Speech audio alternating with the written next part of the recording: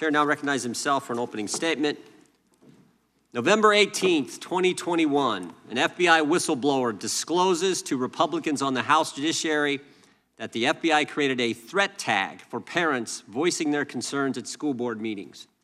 April 26, 2022, another FBI whistleblower discloses that the FBI employees are being run out of the Bureau for attending conservative political events. May 11th, 2022, another FBI whistleblower discloses that dozens of parents with the threat tag designation to their name are investigated by the FBI. This also happens to be the same whistleblower who said the FBI leadership, not the rank and file members, the FBI leadership is rotted at its core. His clearance has been revoked and he's been suspended. June 7th, 2022, another FBI whistleblower is retaliated against after giving feedback on an anonymous survey. July 27th, 2022, another FBI whistleblower discloses that agents are pressured to reclassify cases as domestic violent extremism cases to hit self-created performance metrics. September 14th, 2022, an FBI whistleblower discloses that the FBI views the Betsy Ross flag as a terrorist symbol. September 19th, 2022, another FBI whistleblower discloses that the Washington field office is deliberately manipulating January 6 case files to make it appear that domestic violence extremism is on the rise. He's been suspended. November 4th, 2022, another FBI whistleblower discloses the FBI accepts private user information from Facebook without the user's consent, and information is from only the conservative side of the political spectrum. This is only a sampling. In my time in Congress, I have never seen anything like this. Dozens and dozens of whistleblowers, FBI agents coming to us talking about what's going on, the political nature at the Justice Department. Not Jim Jordan saying this, not Republicans, not conservatives, good, brave FBI agents who are willing to come forward and give us the truth. And this is just the FBI. Americans have concerns about the double standard at the Department of Justice. Americans have concerns about the Disinformation Governance Board that the Department of Homeland Security tried to form. Americans have concerns about the ATF and what they're doing to the Second Amendment. And of course, they have concerns about the IRS and the thousands of new agents who are coming to that organization. And finally, there are concerns about what we've learned in the Twitter files, where big government and big tech colluded to shape and mold the narrative and to suppress information and censor Americans. Over the course of our work in this committee, we expect to hear from government officials and experts like we have here today. We expect to hear from Americans who've been targeted by their government. We expect to hear from people in the media. And we expect to hear from the FBI agents who have come forward as whistleblowers. We think many of them will set for transcribed interviews, as one did on Tuesday. And we believe several of them will come and testify in open hearings. And finally, we expect to bring forward legislation that will help protect the American people. We hope our Democrat colleagues will work with us. The day the resolution creating this select committee was debated and passed, though, Mr. Jeffries, Mr. Nadler said Democrats would, quote, fight us tooth and nail. We hope that attitude changes. We want to work with them. Protecting the First Amendment shouldn't be partisan. Protecting the Constitution shouldn't be partisan. And protecting the fundamental principle of equal treatment under the law should not be partisan. With that, I yield to the ranking member for her opening statement. Thank you, Chairman Jordan. Nobody disputes the important role of congressional oversight. I know firsthand how important it is to ask questions and demand answers of the federal government. In the ordinary course of business, that work informs the legislative process. In extraordinary times, when misconduct in the executive branch threatens to undermine our democratic institutions, congressional oversight can serve to protect the integrity of our republic. For example, I'm proud of the role I played as an impeachment manager in the second impeachment of President Donald Trump in the aftermath of the attack on the Capitol. That bipartisan work was both a measure of accountability and a sign to the American people that Congress had no intention of being bullied into giving up on a peaceful transfer of power. But there is a difference, my colleagues, between legitimate oversight and weaponization of Congress and our processes, particularly our committee work, as a political tool. I'm deeply concerned about the use of this select subcommittee as a place to settle scores, showcase conspiracy theories, and advance an extreme agenda that risk undermining Americans' faith in our democracy. Some of today's witnesses would have us believe that the Department of Justice and the Federal Bureau of Investigation are part of a deep state cabal. One even wrote a book describing the FBI itself as a threat to democracy. The Department of Justice and the FBI do not always get it right. History is full of examples of these agencies getting it very, very wrong. We have colleagues in this Congress who have been subject to politically motivated, hateful, racist investigations by our government. That does not logically follow that every investigation or criminal inquiry by the FBI or the Department of Justice is political or ideologically based. But in our current climate, with domestic terrorism on the rise and hate speech normalized by national politicians, the Department of Justice and the FBI are doing their best to protect us from sliding into chaos. This past Monday, the FBI captured 2 individuals, one a neo-Nazi leader and founder of an Anti-Waffen group who were plotting a racially motivated attack on Baltimore's power grid. They said their goal was to, quote, completely destroy this whole city, end quote. Last week, the FBI infiltrated and disrupted a major cyber criminal group extorting schools, hospitals, and critical infrastructure around the world. And last summer, the FBI engaged in a mass violent crime enforcement effort that took nearly 6,000 violent criminals off of our American streets. Let's not forget the tremendous work of the FBI and the Department of Justice after the attacks on our homeland on September 11th, 2001. Some of my Republican colleagues love to talk about the threat of violent crime, but they appear oblivious to the fact that their dangerous rhetoric and baseless accusations against the Justice Department and FBI itself at times pose a direct threat to those organizations' ability to do the work that they are doing to protect our communities. Recent threat bulletins have highlighted a shocking increase in threats of violence against law enforcement agencies and a significant uptick after the FBI executed a search warrant at President Trump's property at Mar-a-Lago. The Federal Law Enforcement Officers Association has vehemently denounced what he described as, quote, politically motivated threats that are unprecedented in recent history and absolutely unacceptable, end quote. Unfortunately, examples of these threats are not hard to find.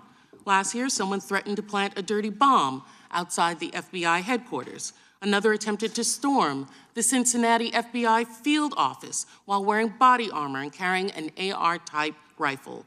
A third was arrested after he made a credible threat, stating, quote, every single piece of expletive who works for the FBI in any capacity, from the director on down to the janitor who cleans their expletive toilets, deserve to die. You've declared war on us, and now it's open season on you, end quote. These allegations are deeply troubling, and I hope that the chairman and members of this subcommittee will be mindful of the risks that go hand in hand with heated rhetoric.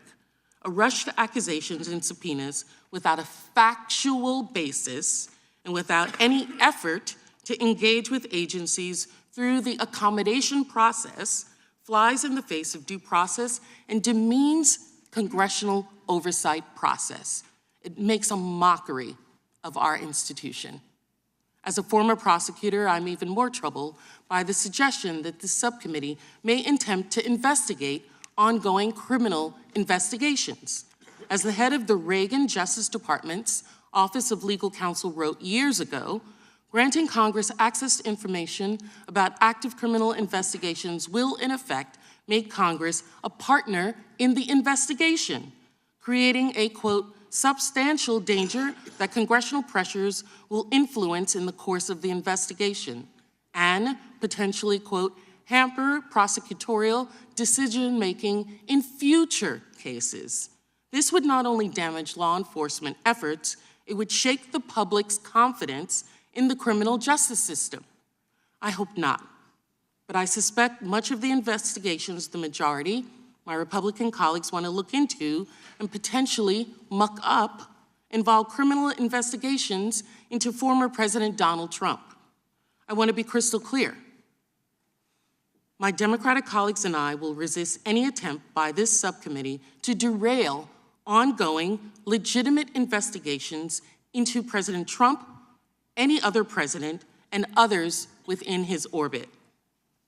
During the course of this subcommittee's work, I suspect we will hear both members and witnesses describe the events of January 6, 2021 in ways that simply do not mesh with reality. When this happens, I would encourage everyone watching today to review the impeachment record and report of the January 6th Select Committee, which lays out the true facts in shocking detail. I recently sent a letter to the chairman noting that, despite our policy and political differences, I am hopeful that there may be matters of investigation within the stated mandate of the subcommittee under which we may collaborate. I meant this. I mean this. And I still hope that we can find common ground and explore it in a bipartisan manner that respects the due process rights and interests of all involved. The chair and his colleagues continually use the moniker of protecting free speech. That sounds good. I hope they all recognize that there is speech that is not constitutionally protected. Racist, hate, incitement to violence. And I also hope, and if the protection of true speech, of free speech, extends to all Americans. We'll see. I hope that we can use this subcommittee to conduct legitimate oversight to help advance policies to address the real challenges that Americans face every day, rather than undermine every agent, officer, and prosecutor on the job. Government abuses of power do not solely rest with the executive branch. It can, and we've seen it come from the legislative branch as well. On our present course, however, this exercise seems little more than a political stunt designed to inject extremist politics into the legislative oversight function and the justice system. The American people deserve better than that. Thank you, Mr. Chair, and I yield back. Thank the ranking member. Without objection, all of their opening statements will be included in the record. We will now introduce our first panel of witnesses. Senator Chuck Grassley has represented Iowa in the United States Senate since 1981. He is currently the ranking member of the Senate Committee on Budget. He is former chairman and ranking member of the Committee on the Judiciary and the Committee on Finance. Welcome, Senator Grassley. Senator Ron Johnson has represented the state of Wisconsin in the United States Senate since 2011. He has served as the chairman of the Senate Homeland Security and Government Affairs Committee. We welcome you, Senator Johnson. Representative Jamie Raskin. Congressman Raskin has represented Maryland's 8th Congressional District since 2017. He currently serves as the ranking member on the Committee of Oversight and Accountability. And we have with us former member Tulsi Gabbard, who represented Hawaii's 2nd Congressional District for 8 years in the House of Representatives. For nearly 20 years, she has served our country in the Hawaii Army National Guard and the U.S. Army Reserve, including deployments in Iraq and Kuwait. We thank all of you for your service. Our longstanding committee practice is to not ask questions of our colleagues and former colleagues that appear before us. In light of that practice, our first panel will have 10 minutes to deliver their testimony. Again, we thank you for being here, and Senator from Iowa is recognized for 10 minutes. Thank you, Chairman Jordan and Ranking Member Plaskett, for this opportunity to appear. I thank you for inviting me to come here. And what I'm about to tell you sounds like it's out of some fiction spy thriller, but it actually happened, and it happened in our own government. Congressional oversight is a constitutional demand. We dedicate our careers to it. I have, at least. And during the course of my service, I've ran countless investigations. In the past few years, I've never seen so much effort from the FBI, the partisan media, and some of my Democrat colleagues to interfere with and undermine very legitimate congressional inquiries. It's because of a triad of disinformation and outright falsehoods. As one example, look at Crossfire Hurricane. Bit by bit, piece by piece, it's been deconstructed and shown to be politically motivated investigation, which it was. We all know now that it was the Democratic National Committee, along with the Clinton campaign, who colluded with the Russians. They used a former Russian spy, Fusion GPS, and law firm to create a fake dossier and then tried to cover it up. Now, the most recent example of this triad at work are efforts against my and Senator Johnson's ongoing Biden family investigation. That investigation started on August 14th, 2019, when I was chairman of the Senate Finance Committee, with a letter that I wrote to the Treasury Department. My letter was about a questionable financial transaction subject to the Committee on Foreign Investment that related to a matter involving the Biden family. As our investigation continued and advanced, Democratic leadership and partisan media began their attack on our investigation. This is where that spy thriller starts to heat up. On July 13th, 2020, then Minority Leader Schumer, Senator Warner, then Speaker Pelosi, and then Chairman Schiff sent a letter with a classified attachment to the FBI. That letter expressed a purported belief that Congress was the subject of a foreign disinformation campaign. The letter was targeted at the Johnson-Grassley investigation. However, the classified attachment included unclassified element that attempted and failed to tie our work to a Russian agent named Andrei Derkash. Unsurprisingly, those unclassified elements were leaked to the press to support a false campaign accusing Senator Johnson of me of relying on material from a Russian agent and thus advancing Russian disinformation. Of course, it was pure nonsense that the irresponsible media portrayed this all as the truth. Guess what then? Chairman Schiff claimed without any evidence whatsoever that our oversight work was rooted in Russian disinformation. Of course, you know, he conveniently left out that our oversight work was actually rooted in official U.S. government and Obama administration records. Then, guess what? Senator Blumenthal also wrote an op-ed in the Washington Post accusing our investigation of, quote, perpetuating Russian disinformation in the U.S. Senate, end of quote. And then, guess what? Minority Leader Schumer and then Ranking Member Wyden tried to offer a resolution in the Senate disparaging our Biden investigation. They, in a sense, were basically calling us Russian stooges. Pretty simple. That violated Senate rules in their efforts and, of course, were appropriately shut down.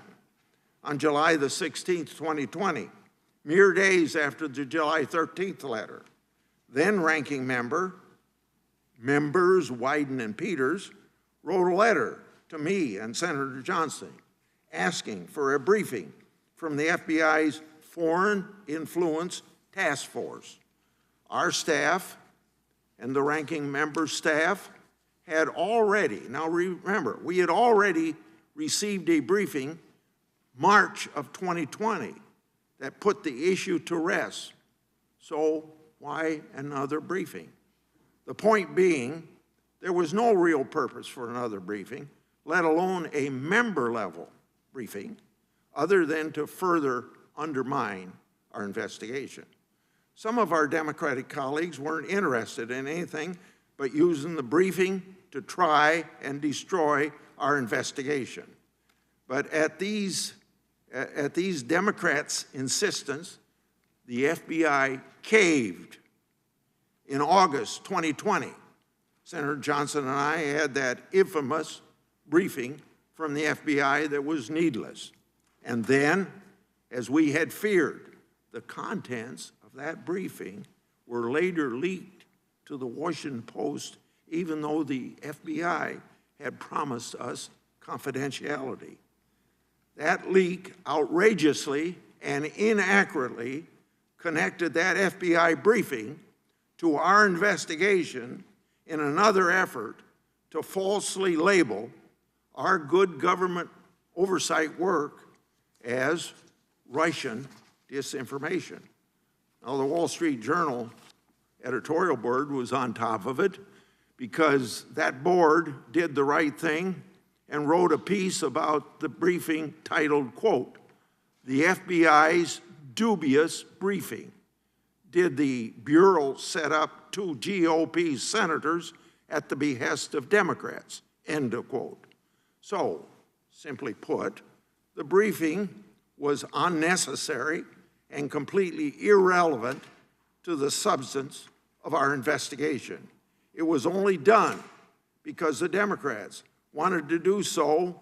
They could try and smear us, and the FBI wrongly did their bidding. To this very day, Director Wray refuses to provide Senator Johnson and me, as constitutional officers, records relating to that briefing, including the alleged intelligence basis for it. Director Wray has consistently failed to perform duties required of his position.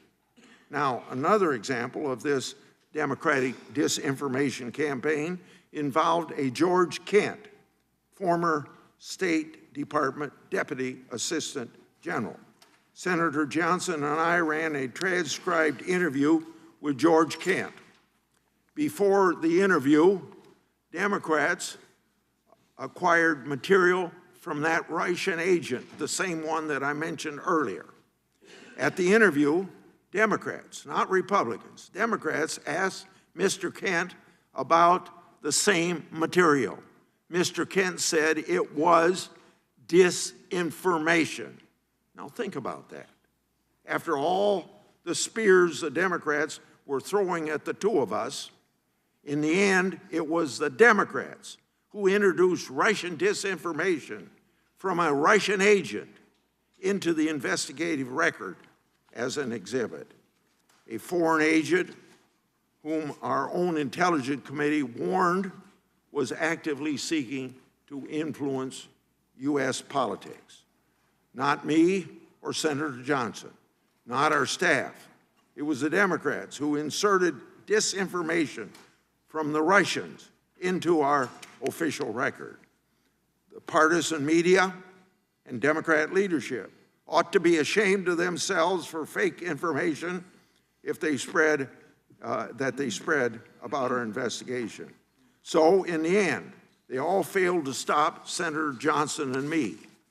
On August 23rd, 2020, Senator Johnson and I released our first Biden investigation report. Now, I know there's been a lot of talk in this town about Treasury records, and you ought to pursue them. In that 2020 report, we made public the contents of many Treasury records. But we didn't stop there. We issued another report, November 18th, 2020. Our report exposed extensive financial relationships between Hunter and James Biden and Chinese nationals connected to the communist regime. More precisely, Chinese nationals connected to the Chinese government, military, and intelligence services. With the new Congress, of course, Senator Johnson and I transitioned to be ranking members. We hadn't forgot about what the triad of partisan media, FBI and Democrats and leadership did to us. So we don't stop. We did what any congressional investigator worth their salt would do.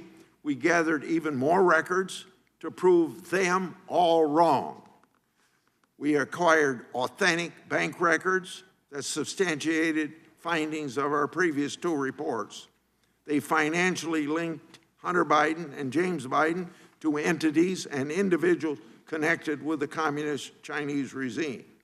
We also acquired business records with Hunter and James Biden's signatures alongside those same Chinese nationals. How were they supposed to be paid? According to bank records, there were wires from companies linked to the communist regime.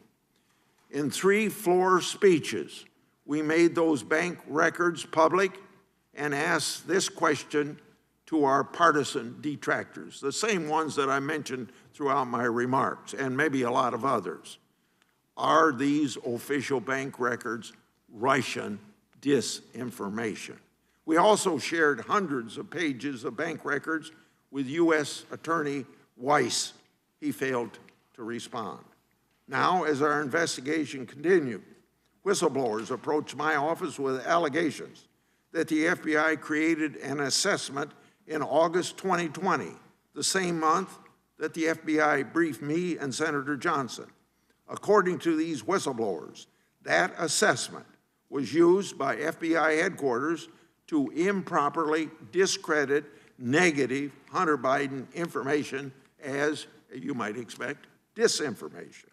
As a result, this scheme allegedly caused investigative activity to entirely cease.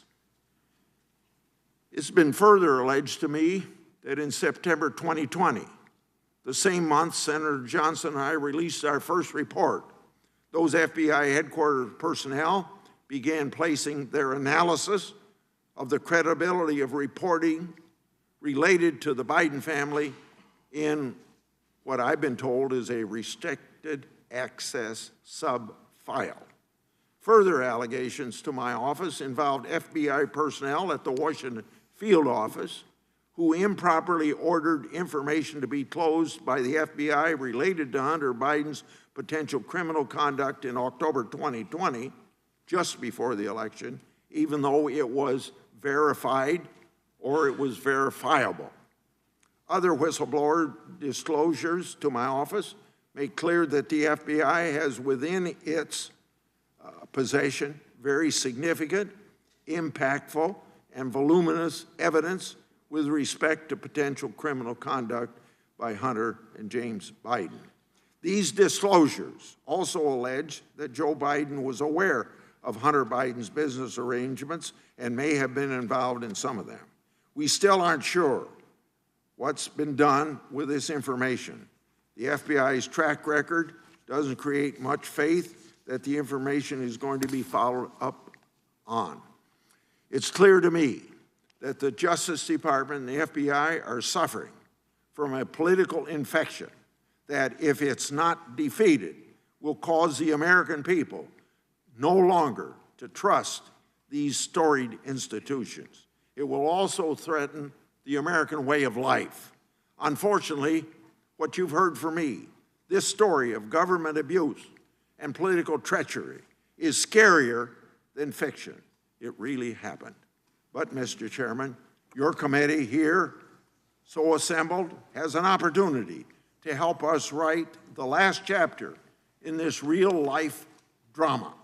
You must relentlessly pursue the facts and the evidence. Senator Johnson and I will do the same and willing to work with you. Thank you. Thank you so much, Senator Grassley. Senator Johnson. Chairman Jordan, Ranking Member Plaskett, members of the Select Committee. Thank you for inviting me to testify about my personal knowledge of and experience with federal agencies being weaponized against U.S. citizens. Senator Grassley has just described the most egregious examples undertaken by multiple actors and agencies to undermine and sabotage our joint investigations. But to begin, let me be clear. Throughout my testimony, I am not talking about the men and women in government who conduct themselves with integrity and patriotism. But at the outset, it is important to recognize corrupt individuals within federal agencies that I am talking about are not acting alone. They operate as vital partners of the left-wing political movement that includes most members of the mainstream media, big tech social media giants, global institutions and foundations, Democrat Party operatives, and elected officials. As the Twitter files reveal, these actors work in concert to defeat their political opponents and promote left-wing ideology and government control over our lives.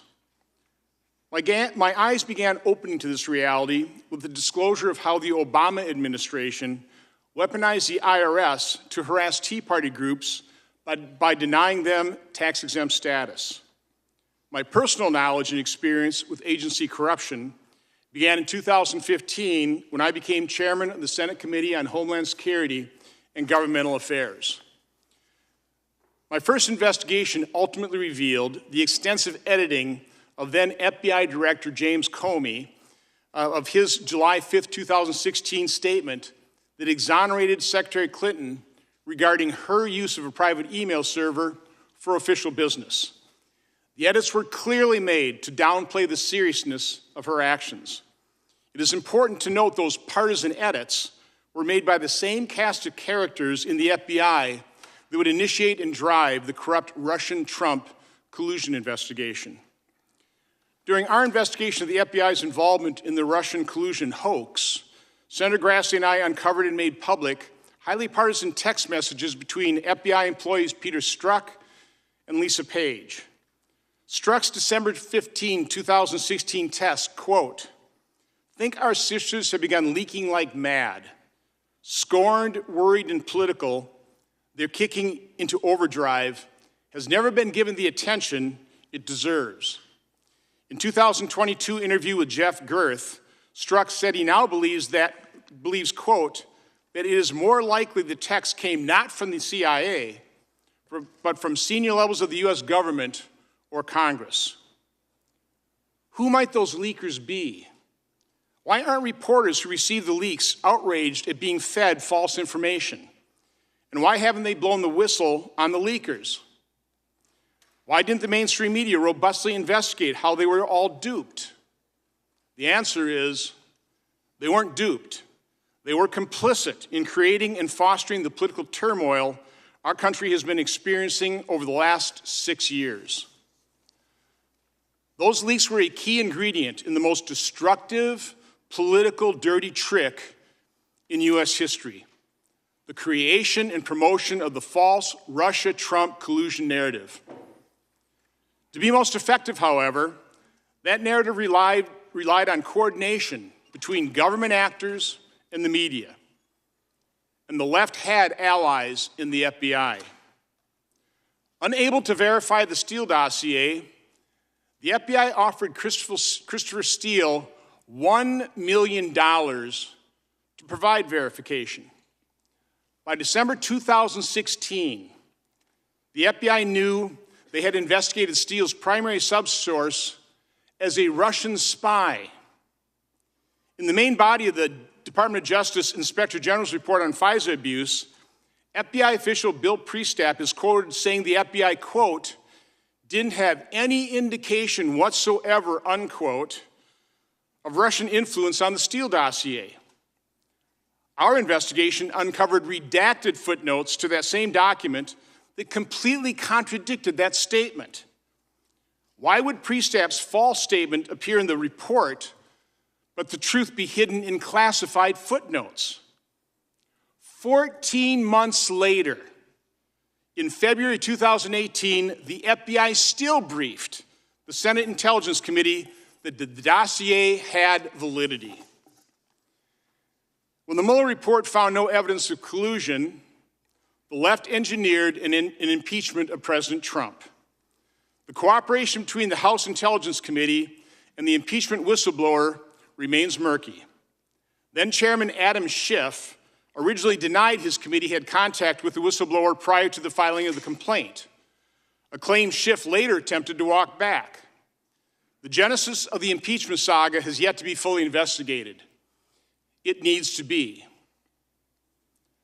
Prior to the impeachment proceedings, Hunter Biden's obvious conflicts of interest in Ukraine became public, and Senator Grassley and I began investigating. We didn't target Joe and Hunter Biden. Their actions demanded it. On December 9, 2019, the FBI issued a grand jury subpoena and took possession of Hunter Biden's laptop from John Paul McIsaac, a computer shop owner in Wilmington, Delaware. As the FBI left his shop with the laptop, Mr. McIsaac recalled one agent saying, quote, "It is our experience that nothing ever happens to people that don't talk about these things," unquote. That statement was the opening salvo in a coordinated effort over the next 10 months to sabotage any public revelation of Hunter Biden's laptop or any wrongdoing connected to the Bidens. Senator Grassley has provided a number of examples of that sabotage, and we will release a report that goes into far greater detail than we have time for today. When available, I hope everyone will read it.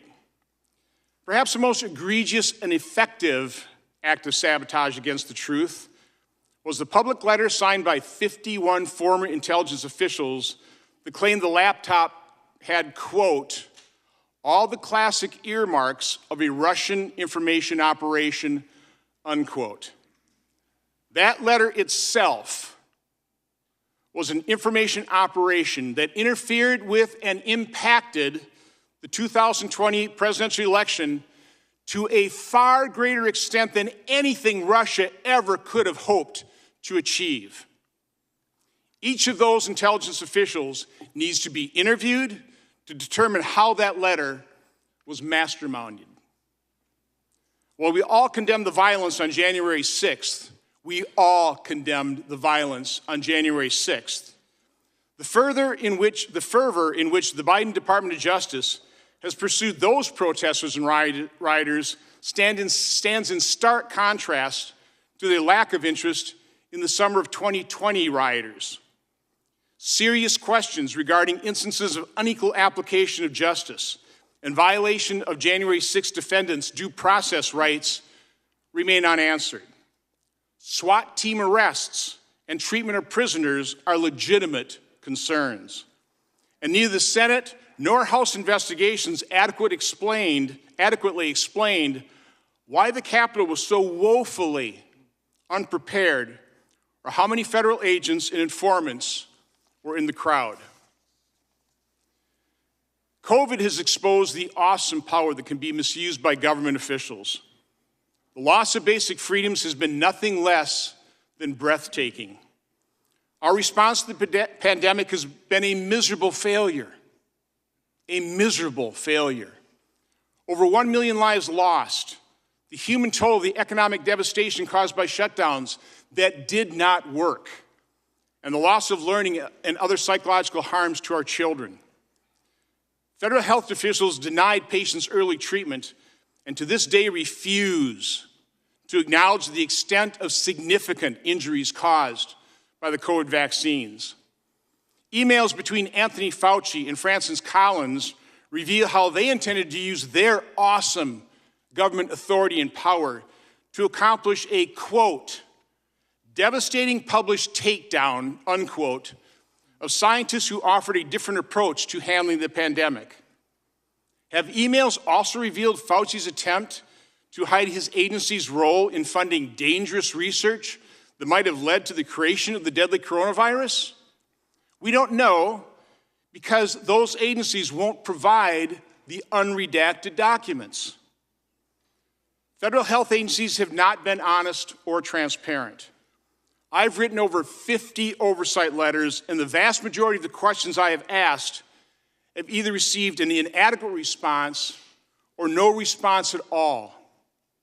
I have requested information that the public has a right to know.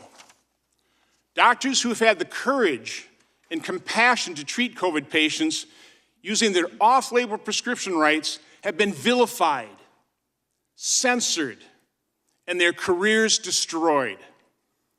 Other health professionals have noticed, toed the line, and remained silent. Parents who, out of concern for their children, question school boards and administrators have been labeled potential domestic terrorists and must now fear scrutiny from the federal law enforcement. With the release of the Twitter files and the Missouri and Louisiana lawsuits against the Biden administration, we are getting a clearer picture of how active government officials were in suppressing free speech and controlling the narrative. It is also becoming obvious that the World Health Organization has been captured by the Chinese government, that global institutions in general have been captured by the left, and that some charitable foundations are exerting far more power over public policy than should be allowed. Chairman Jordan, members of the committee, you have important work before you. Although you have been generous in granting me 10 minutes to offer my testimony, I have barely scratched the surface in describing the complexity, power, and destructive nature of the forces that we face. Our founders fully understood that government was necessary to avoid anarchy, but they also knew that government power was something to fear. That's why they devised a set of checks and balances to limit government's power and influence over our lives. Ideally, a free press would hold all government officials equally accountable. But with today's media mostly biased to the left, congressional oversight is needed now more than ever. And because the administration is not cooperative and transparent, Congress needs whistleblowers from agencies throughout the federal government. I urge men and women with integrity to come forward and reveal the truth. Senator Grassley and I will do everything we can to encourage bipartisan oversight in the Senate and stand ready to assist your efforts in any way that we can. Thank you. Thank you, Senator Johnson. We look forward to your report. We hope that is coming shortly. We now recognize Representative Raskin for his testimony. Chairman Jordan, Ranking Member Plaskett, dear colleagues, our framers were Enlightenment thinkers who wrote us an Enlightenment Constitution. They wanted government to operate on the basis of facts, science, and common sense, not ignorance and superstition. They wanted America to usher in an age of reason. With the separation of powers, the framers constitutionalized Newton's third law of motion, checking every action with an equal and opposite reaction. And Congress in Article 1 was given the central role of legislating and making progress for our people. The oversight function is not specified in Article 1, but the Supreme Court has always said that it's implied, something necessary and proper for the legislative function. As Madison famously said, those who mean to be their own governors must arm themselves with the power that knowledge gives. Dear colleagues, your subcommittee could conceivably become part of a proud history of serious bipartisan oversight stretching from the Teapot Dome investigation to the Boeing investigation, to the Watergate hearings, to the tobacco hearings, to the Select Committee on the January 6th attack. Or it could take oversight down a very dark alley filled with conspiracy theories and disinformation, a place where facts are the enemy and partisan destruction is the overriding goal. Millions of Americans already fear that weaponization is the right name for this special subcommittee. Not because weaponization of the government is its target, but because weaponization of the government is its purpose. What's in a name? Well, everything is here. The odd name of the weaponization subcommittee constitutes a case of pure psychological projection. When former President Donald Trump and his followers accuse you of doing something, they're usually telling you exactly what their own plans are. By establishing a select subcommittee on weaponization, they're telling us that Donald Trump's followers, who obviously control the subcommittee, will continue weaponizing any part of the government they can get their hands on to attack their enemies, defined as anyone who stands in the way of their quest for power. To be clear, that's not an exclusively partisan operation. They've proven that they will weaponize the government not just against the other party, but against anyone who refuses to bend to the will and whim of one Donald Trump, whether that's a lifelong Republican state election official like Georgia Secretary of State Brad Raffensperger, a foreign head of state like President Zelensky, a political movement like Black Lives Matter, a once close personal friend and ally of Trump's, like his personal lawyer Michael Cohen for many years, or even a sycophantic Trump cabinet appointee and lifelong Republican like Attorney General William Barr, if these people break from the habits of lying and lawlessness that define life as a camp follower in the cult of Donald Trump. But if the weaponized MAGA campaign isn't exactly partisan, it is entirely political because it's got an overriding electoral focus, and you know what it is. It's all about restoring Donald Trump, the twice impeached former president, to the office he lost by 7 million votes in 2020 and tried to steal back in a political coup and violent insurrection against our constitutional order on January 6, 2021. You disagree? Well, please don't take my word for it. As our chairman might say, just listen to what Chairman Jordan himself had to say 6 months ago at the Conservative Political Action Conference in Dallas, where he was predicting GOP victory in the 22 elections and promising that oversight of Hunter Biden's laptop and the claim that the federal government is treating moms and dads, like the ones in this room, like terrorists, would be the centerpiece of the GOP's work in the House when they got it back into power. Relaxing with a friendly interviewer, Chairman Jordan gave the game away entirely. Quote, "All those things need to be investigated just so you have the truth," he said. Plus, that will help frame up the 2024 race when I hope and I think President Trump is going to run, and we need to make sure that he wins. We need to make sure that he wins. This call to arms for the 2024 presidential election was met with wild applause from the CPAC audience. I urge every member of this subcommittee to go and watch the interview.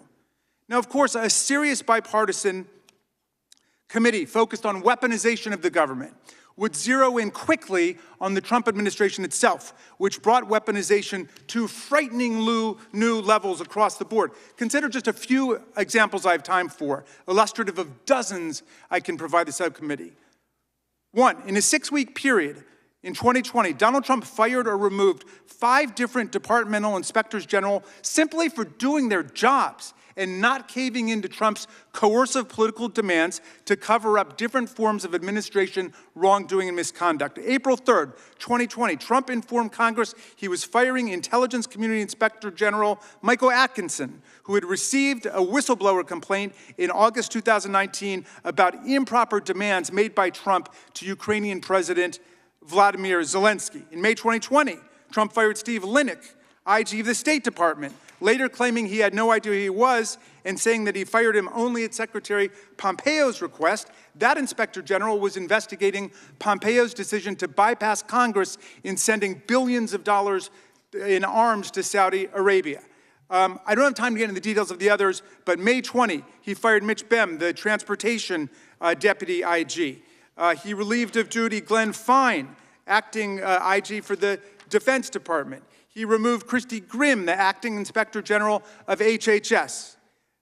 Second, breaching the traditional separation between the president and Department of Justice criminal prosecutions, Trump and his obliging sycophantic attorney generals, like Jeff Sessions and William Barr, repeatedly pressured career prosecutors to go hard or go soft in particular cases, always seeking to reward Trump's friends or to punish his enemies. If weaponization of the Department of Justice has any meaning, this is it.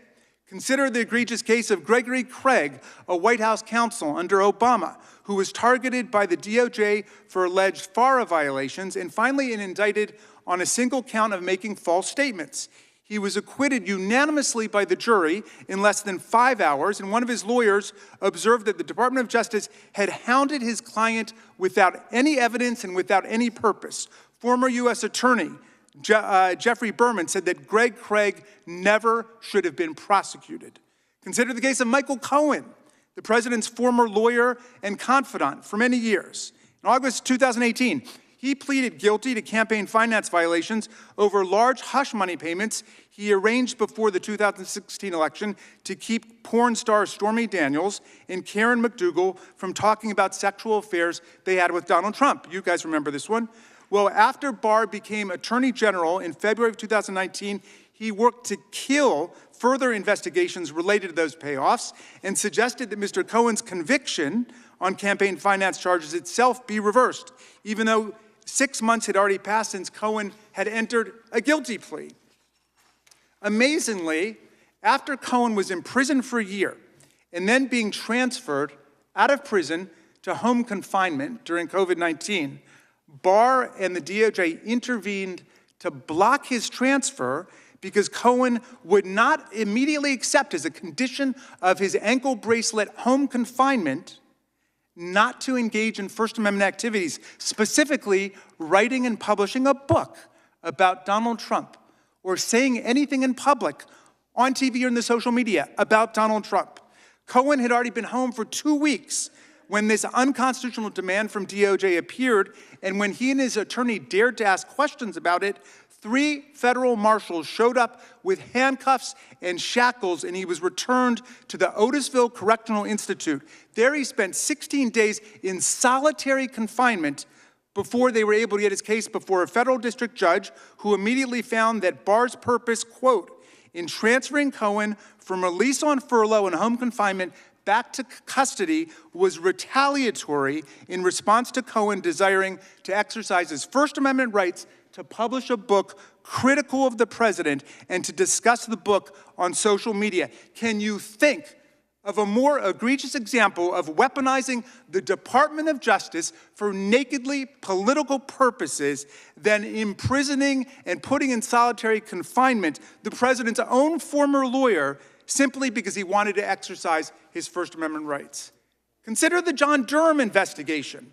At the urging of Republicans, including the good chairman, the John Durham Special Counsel investigation was set up in 2019 by Barr to try to find wrongdoing by intelligence or law enforcement agencies in the origins of the Mueller investigation. And we've heard some of the murmurings about this today. After 4 years and millions of dollars spent, the Durham investigation closed as a total flop without unearthing anything like the deep state conspiracy that Republicans have been denouncing around here for years. It couldn't find anything of substance to it. Yet Barr and Durham kept pressing in clearly abusive ways. I hope your subcommittee will investigate. One former DOJ prosecutor, Robert Luskin, a defense lawyer who represented 2 witnesses before the Durham probe, told the New York Times he was shocked. This stuff had my head spinning, he said. When did these guys drink the Kool-Aid, and who served it to them?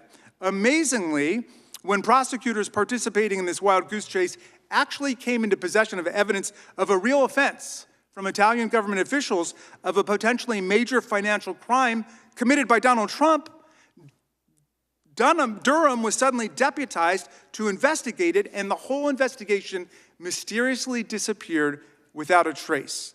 Trump's enablers now want this subcommittee not to examine the Durham debacle as a case study in dangerous weaponization of the justice function, but rather to pick up the baton from the defeated and demoralized Durham team and to keep the wild goose chase going today.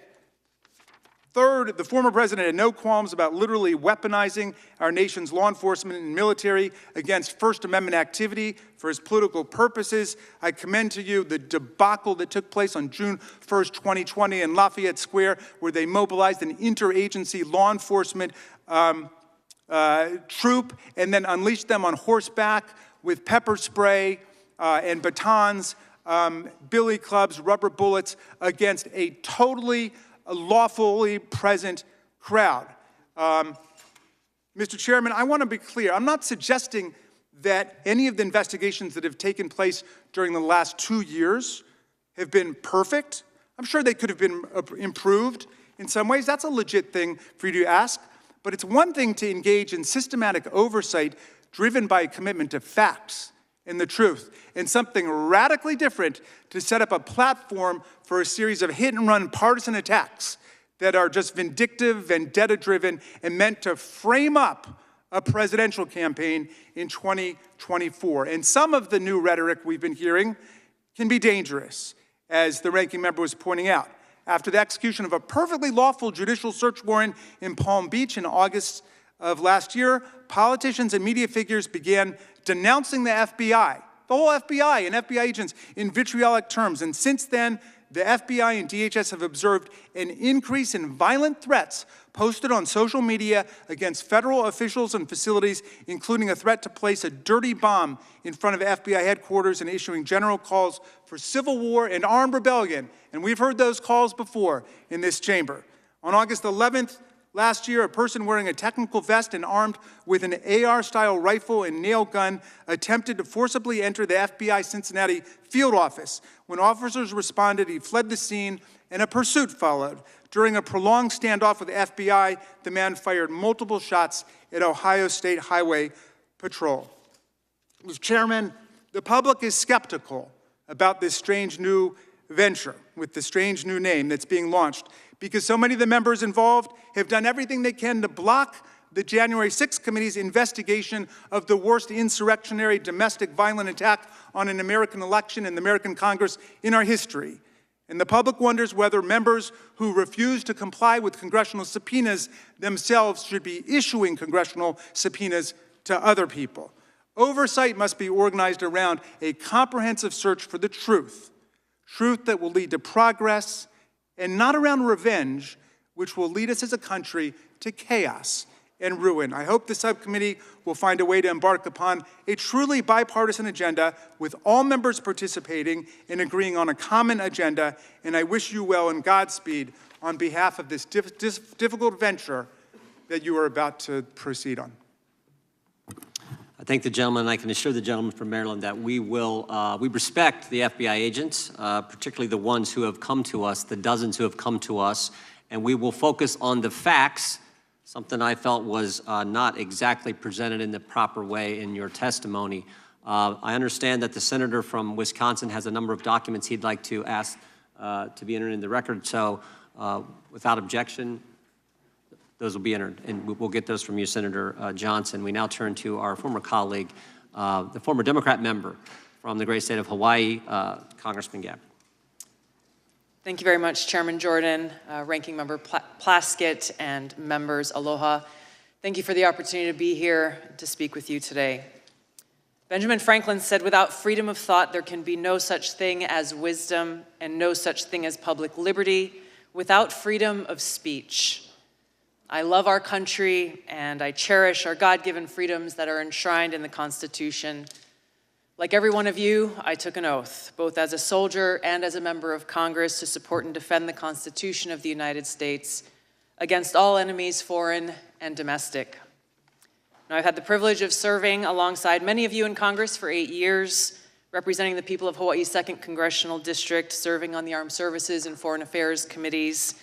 I'm honored to be able to continue to serve as a Lieutenant Colonel in the U.S. Army Reserves now for almost 20 years, where during that time I deployed to 3 war zones and participated in multiple overseas training exercises, where I had the opportunity to see firsthand what life is like in countries where there is no First Amendment, where there is no free press, where government deems itself to be the moral arbiter to its people, dictating to them what is right and wrong, what can and cannot be said, who can speak, who cannot, who is free to worship, and who is not. Now, our founders understood the importance of enshrining our God-given freedoms in the Constitution and Bill of Rights to ensure that no matter which party or person may be in power at any given time, our founding documents serve as a reminder of these freedoms that are guaranteed to every American. Thomas Paine said, "He that would make his own liberty secure must guard even his enemy from opposition. For if he violates this duty, he establishes a precedent that will reach to himself." We cannot be so short-sighted as to thinking silencing speech that we don't like today will not result in our own voices being silenced tomorrow. The work that you've all been charged with in this committee affects all Americans, and it is too important to allow it to fall victim to partisan politics. No matter how deep your differences, we must all agree to stand on the side of liberty. Unfortunately, right now we live in a country where many Americans are afraid to speak freely, afraid to express themselves, afraid to actually have real open dialogue and debate, afraid of losing their job, being canceled, or being accused of a crime, which could happen if recently introduced legislation criminalizing so-called hate speech is passed into law, speech that, no matter how abhorrent, is still protected under the First Amendment. Now, this fear And this culture of fear and self-censorship is not unfounded. We have individuals in our government often working through their arms in the mainstream media and big tech, doing exactly what our founders rejected, trying to control what we, the people, are allowed to see and say under the guise of protecting us from so-called misinformation or disinformation. Now, of course, they appoint themselves as the sole authority and voice of truth, of information, backed by the most lethal force on earth with the power to target anyone they deem a threat. They alone are the ones, self-designated, who get to decide what is true and what is false, what is information and what is misinformation or disinformation. They say they're doing this for us, that they're doing this for our own good, to protect the people. But in reality, the truth is they think that we're too stupid to think for ourselves, too stupid to discern for ourselves and to draw our own conclusions. Now, the idea that we must just blindly accept whatever the government or those in power tell us is true goes against the very essence of our Constitution and Bill of Rights, which were created as a resounding rejection of the reign of kings, churches, and authorities. They tell us we must blindly trust them or face the consequences, even though our government has a long history of lying to us, the American people. Just to cite a few examples, we were lied to about the weapons of mass destruction in Iraq, which spurred the war that I and so many others served in and so many others sacrificed their lives in. They lied for almost 2 decades, claiming success in Afghanistan, when in fact we saw failure after failure after failure, coming at a great cost to this country. We saw lies about Vietnam that were revealed in the release of the Pentagon Papers. We saw lies about our own government illegally surveilling Americans. These are just a few examples. There are many more. Ranking Member Plaskett talked in her opening comments about how individuals in the FBI also throughout our country's history have abused their power, weaponizing those agencies to advance their own political interests. This is not and cannot be reduced to a partisan fight. The stakes are too high. We all must recognize our own responsibility to stand against such abuses. But as we sit here today, the danger is that if we choose to reject or challenge whatever those in power declare is the so-called truth, we are accused of being anti-authority. We are accused of being a danger to society, accused of spreading misinformation, and are then targeted, smeared, and called things like Russian asset, white supremacist, bigot, racist, sexist, extremist, traitor, and so on. More dangerous than any baseless smear, our own government institutions, which exist to serve the people, they are being weaponized against us. The Department of Homeland Security declared a heightened domestic terrorism threat due to 3 factors, the first of which is, quote, the proliferation of false or misleading narratives which sow discord or undermine public trust in U.S. government institutions, end of quote. They are the ones who get to decide what those false or misleading narratives are. Former CIA Director John Brennan said in 2021 that, quote, members of the Biden team are now moving in laser-like fashion to try to uncover as much as they can about what looks very similar to insurgency movements that we've seen overseas. An unholy alliance frequently of religious extremists, authoritarians, fascists, bigots, racists, nativists, and even libertarians, end of quote. Attorney General Garland charged his newly created domestic terrorism unit with targeting those who hold, quote, anti-authority views. That included parents who dared to protest at Board of Education meetings, concerned and standing up for the right for themselves to have a say in their children's education. A draft copy of the Department of Homeland Security Quadrennial Homeland Security Review outlined their intent to target, quote unquote, inaccurate information on a whole host of topics, to include the origins of COVID, vaccines, the U.S. withdrawal from Afghanistan, and U.S. support to Ukraine.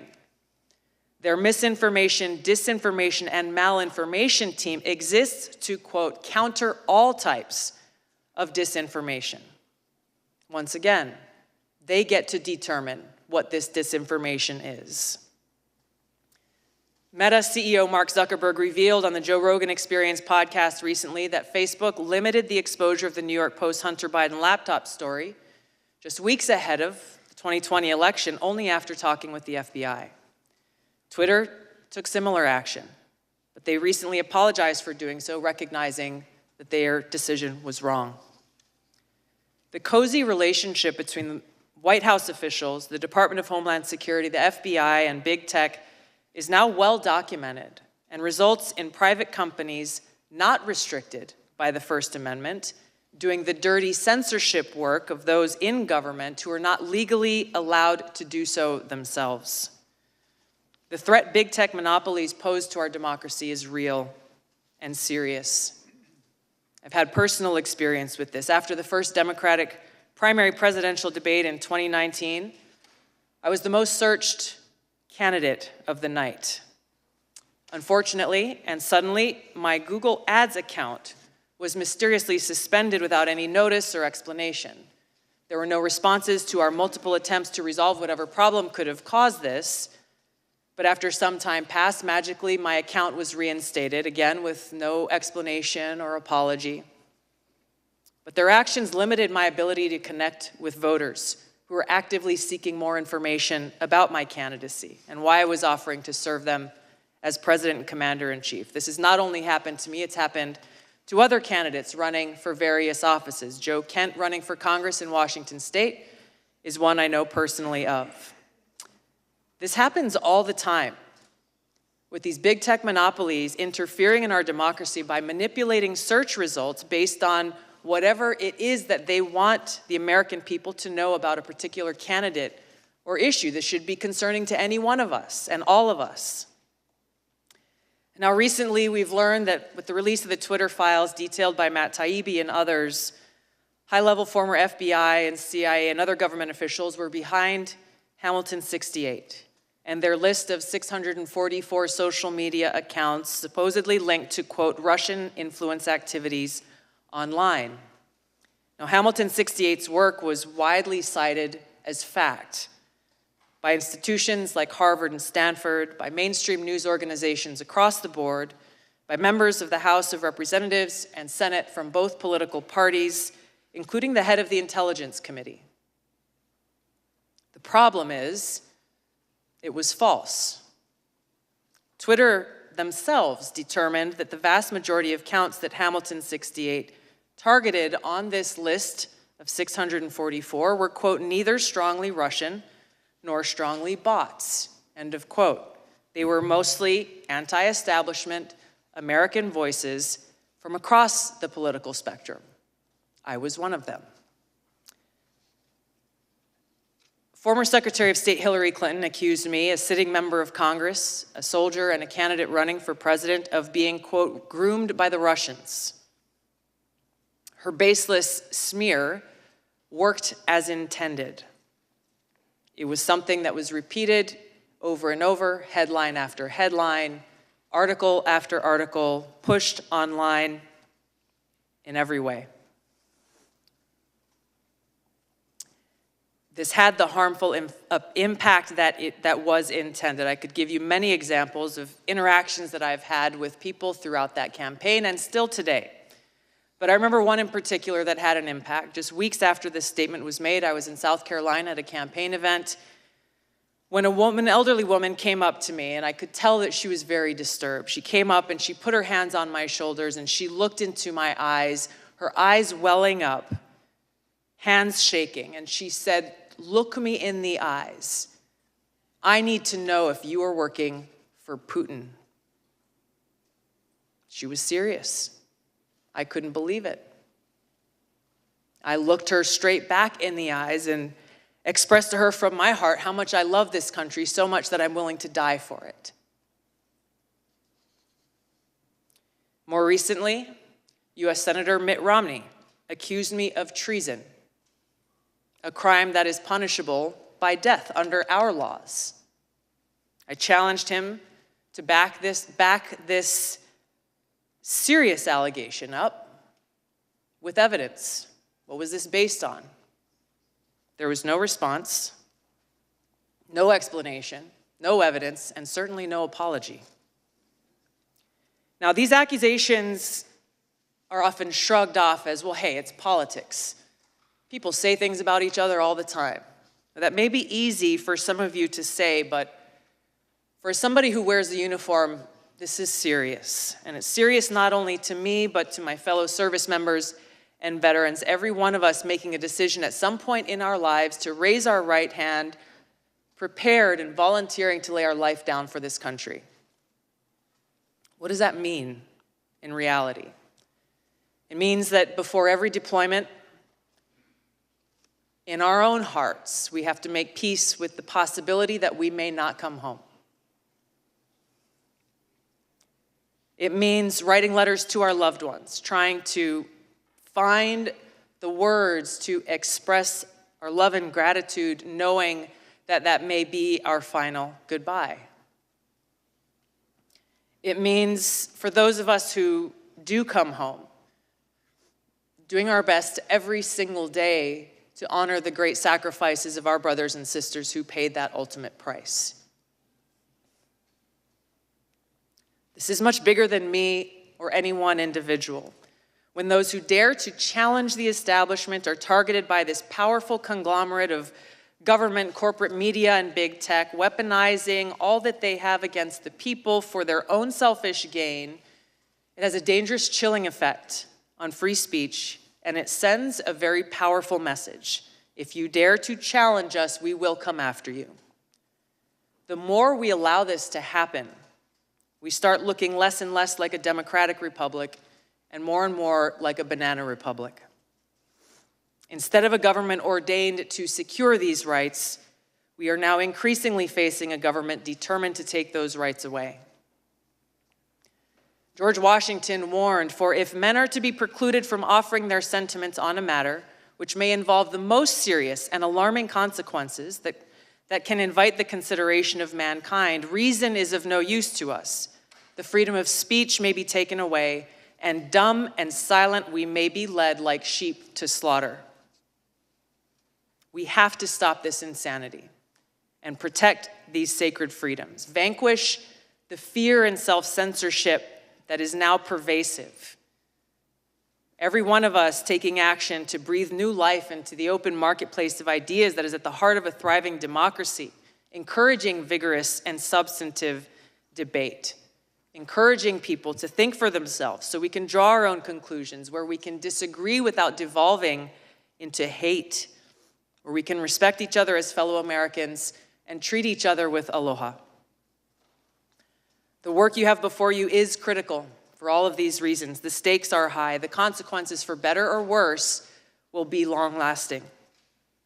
And for the sake of the American people, our freedom, and the future of this country we love, I pray we can set aside our partisan differences and commit to standing together to defend the constitutional right of every American to live free.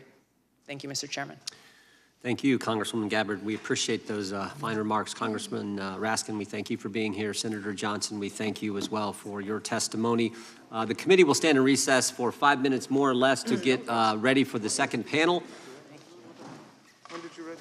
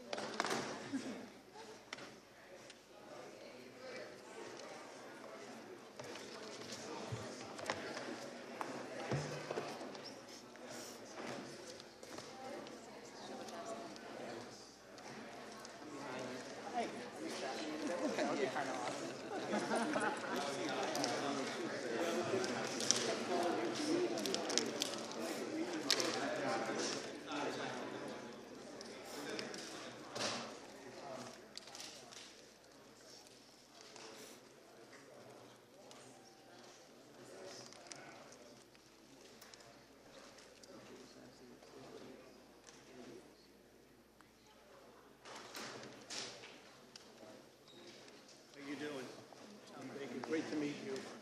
I've seen you on TV a couple of times. Tom Baker, nice to see you.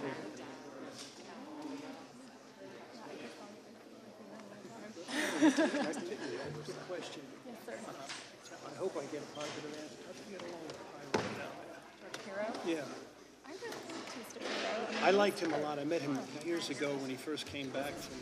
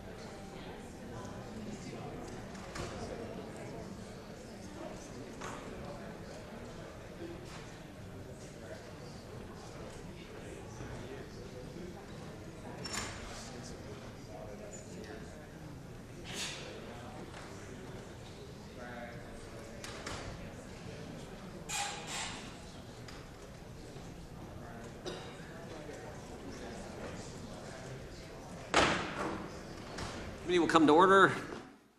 I want to introduce our second panel.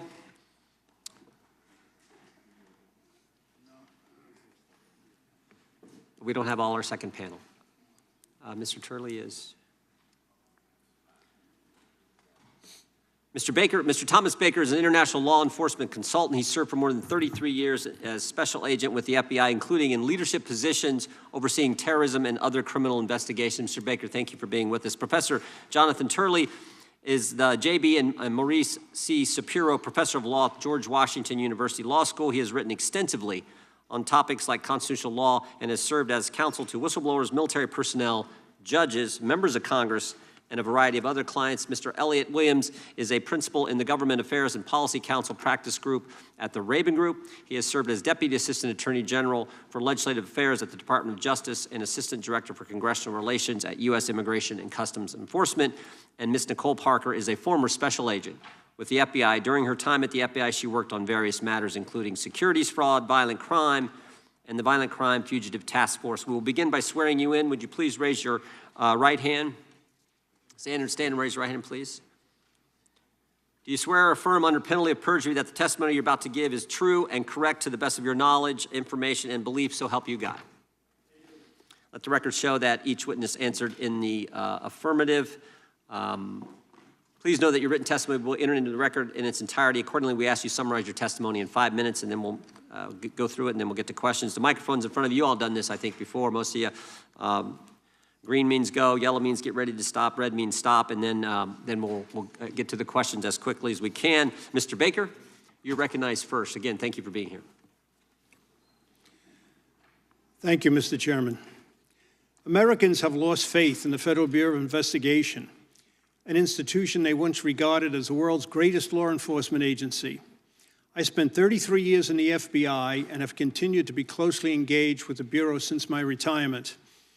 I am deeply troubled by this loss of faith, not only because of the challenge and danger it presents to our nation, but personally, it breaks my heart. Specific lapses will be looked into by this panel, but the big issue is, why did they happen, what changed, and what should be done? Culture is where it starts. This widespread deleterious behavior of the past several years describes a culture, not just the work of a few bad apples. Robert Mueller, when he was the FBI director, set out deliberately to change the culture of the FBI from a law enforcement agency to an intelligence-driven agency. That had bad and unintended consequences. And the difference is this. In law enforcement, you spend every day, consciously or unconsciously, waiting for that day to come when you're going to raise your right hand before a judge or before a jury and swear to tell the truth, the whole truth, and nothing but the truth. That's quite different than an intelligence agency that operates through deceit and deception, and their end product is an estimate. Some would call it a best guess. Guesses aren't allowed in the courtroom. Past reforms, like the Church and Pike committees, were necessary. This present subcommittee is a step in the right direction. Hopefully, its work will be bipartisan, because the abuses of an intelligence-driven FBI threaten the liberty of those on the left as well as those on the right. In 1978, after the Church Committee revelations, reforms were undertaken. The FBI and the DOJ enacted a series of Attorney General guidelines for conducting investigations. The Congress gave us the Foreign Intelligence Surveillance Act.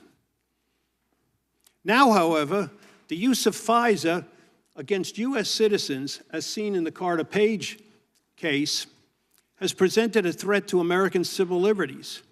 FISA suspends the Constitution.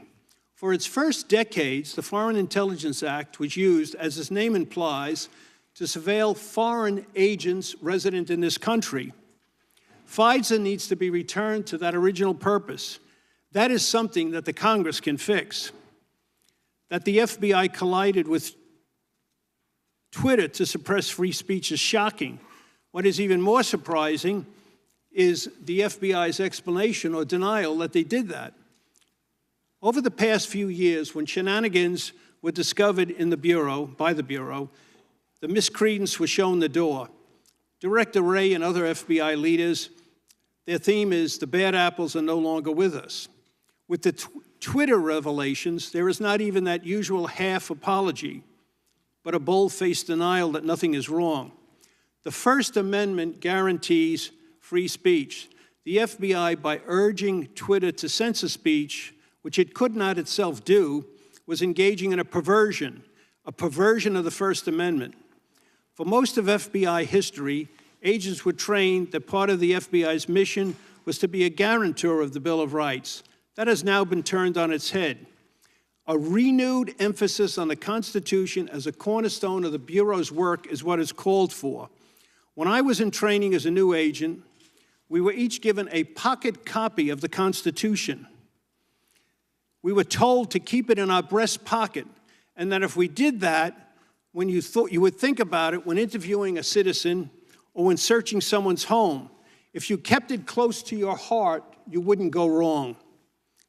For years, when explaining the FBI to various groups, I would always emphasize that unlike other countries, the United States was blessed to have as its domestic security service a law enforcement agency, an agency rooted in the rule of law. The United States now may be cursed to have a domestic intelligence agency with police powers. We may never get the Bureau back to the culture of a tell-the-truth law enforcement agency that I lived and loved in the pre-9/11 era, but the effort of reform is worth it, noble, and direly needed. I thank you all for your efforts. Thank you, Mr. Baker. Appreciate your testimony. Professor Turley, recognized for 5 minutes. Thank you, Chairman. Thank you, Chairman Jordan, Ranking Member Plaskett, members of the subcommittee. It's an honor to appear before you to discuss this subject. It is my sincere hope that there is room for bipartisan agreement, even in these times, when we talk about the government's role in regulating speech. We all are here today because we all have a deep love for this country. We come from different backgrounds, different parts, but we share that common article of faith. I'd like to speak to that today. These are difficult questions that I'm going to address, and these are divisive times, but they transcend politics.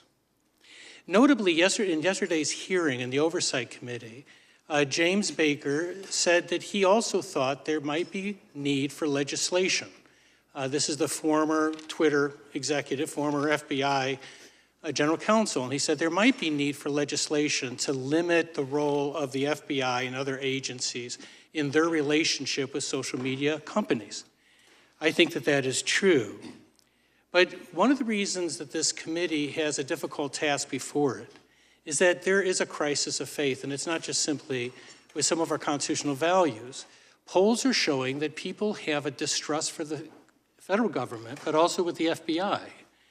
20% in a recent poll said that the FBI was the greatest threat to the country. Only 40% of Americans said that they trust the FBI most of the time. 53% said they felt the FBI was acting politically. I'm not saying that those results are warranted. What I'm saying is it's a serious problem when the public, large portions of the public, have that level of distrust. My testimony that I've submitted to the record goes through the constitutional and case law that applies to this issue of when the government goes too far. And I say that these are really very heavily contested questions. There are cases on both sides. And in some of my discussions, I say that actually I think the social media companies have a better argument. And in some parts, I think that there are legitimate issues here that might trigger the First Amendment. There are two different aspects to that analysis. One is that we do have direct action shown in the Twitter files by government employees. So we don't have to get into what I spend most of my time on, which is agency theory under the First Amendment. We know that there were dozens of federal employees who tagged or targeted particular posts and posters for possible elimination and suspension. Now, we can question whether that was a directive or a partnership or a coordination, but there was direct government conduct. So the question for this committee, first and foremost, is do you want your government in that business? And we can have, I hope, a civil and respectful conversation about that. What's interesting about the Twitter files is that they establish what could be viewed as an agency. Now, as I go through a lot of the cases in the past, courts have really struggled with this. At what point does a private party become an agent of the government? Cases like Page and others say that you can have that. Even if, by the way, the private agent turns down some requests, you can have that. And I go through the various tests that apply. I also go through three things that are established. One, this may be the largest censorship system in the history of our country. Twitter alone reaches 450 million people. They're 15th on social media. Companies like Facebook dwarf them in terms of their size. It is a censorship system. The ACLU has made clear that censorship can be both in government or private form, and it certainly can be in a government and private type of coordination. Second, this is beyond what agencies usually do. This was not the FBI responding to criticism of the FBI. It was generally policing this thing called disinformation. And eventually they tagged things like jokes. They tagged just a ridiculous scope of information that they believed could be removed. And then third, what we have here on these, in terms of what the government's doing, is what we've seen before. Even if you assume that this does not create an agency relationship, it's wrong. It's wrong for the government to be in the business of silencing citizens. It's wrong. We saw it during the McCarthy period, where the government was behind the blacklisting of individuals. We said it was wrong. It was wrong then. It's wrong now. We have to have that debate. And it has to move somewhere beyond our normal partisan divisions. Adlai Stevenson said that when there's a loss of faith in government, we lose everything. I hope that Senator Stevenson's words resonate with members of this committee. We have everything at stake when you have the government involved in censorship. And so I thank you again for allowing me to appear, and I look forward to working with members on both sides to look at this issue. Thank you. Professor, thank you. Thank you for stating the gravity of the situation and the question before us. Mr. Williams, you're recognized for 5 minutes. Thank you, Mr. Chairman, Ranking Member Plaskett, and members of the subcommittee. Thank you very much for inviting me to testify today. My name is Elliot Williams, and over the course of 15 years, I had the honor of serving in all three branches of our government. Across that time, I worked as both a career prosecutor and a senior appointee, as both a rank-and-file employee and in senior management, and in both Republican and Democratic administrations. For a major portion of my time in government, I served in roles tied directly to the relationship between the executive and legislative branches of government. I served as counsel to the Senate Judiciary Committee across the building, or across the courtyard, and helped run legislative affairs at both the United States Department of Justice and the United States Customs and Immigration Enforcement, or ICE. And I know that I'm here today speaking in my personal capacity and not on behalf of any employer. Now, having sat in the seats of the very staff behind you alongside some of the very people who are still here today, as well as in the role of the executive branch employee or official responding to your requests, I can say that each institution's interests are critically important to creating a healthy, functioning democracy. When they collide, it is crucial to recognize that our institutions are best served by reaching compromises or accommodations, and we're going to hear that word again in a moment, that protect the core interests of each branch of government. Congressional oversight, the reviewing or monitoring or supervision of federal agencies and activities, is essential to good government. It helps ensure that officials who hold the public trust apply laws fairly and spend their funds wisely, our funds wisely. It uncovers abuse and uproots waste. It encourages efficiency and fosters transparency. Now, this is a two-way street where Congress ends up better informed when making its legislative decisions, and the executive branch is in a better position to carry out its enforcement of our laws.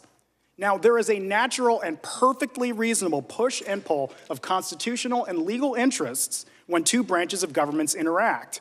But too much pushing or pulling from either side poorly serves the American people and does not serve the work of the American people. Now, each branch of government, and I mean the legislative and executive, have a tremendous amount to lose and a lot to gain in the process. It's in the interest of people at both ends of Pennsylvania Avenue and across the country that our institutions and our democracy function properly. Now, Congress and the Justice Department, both where I worked for a long time, have recognized this principle. The Justice Department has attempted throughout the years to balance satisfying legitimate legislative interests with protecting the executive branch's confidentiality interests. An obvious example arises when disclosure of case materials from an open criminal case or civil case might be disclosed to the public or to Congress. There might be a significant public interest in the Justice Department's efforts to protect those materials. Likewise, Congress has a very long history of engaging in responsible oversight, and bipartisan oversight at that matter, of the executive branch.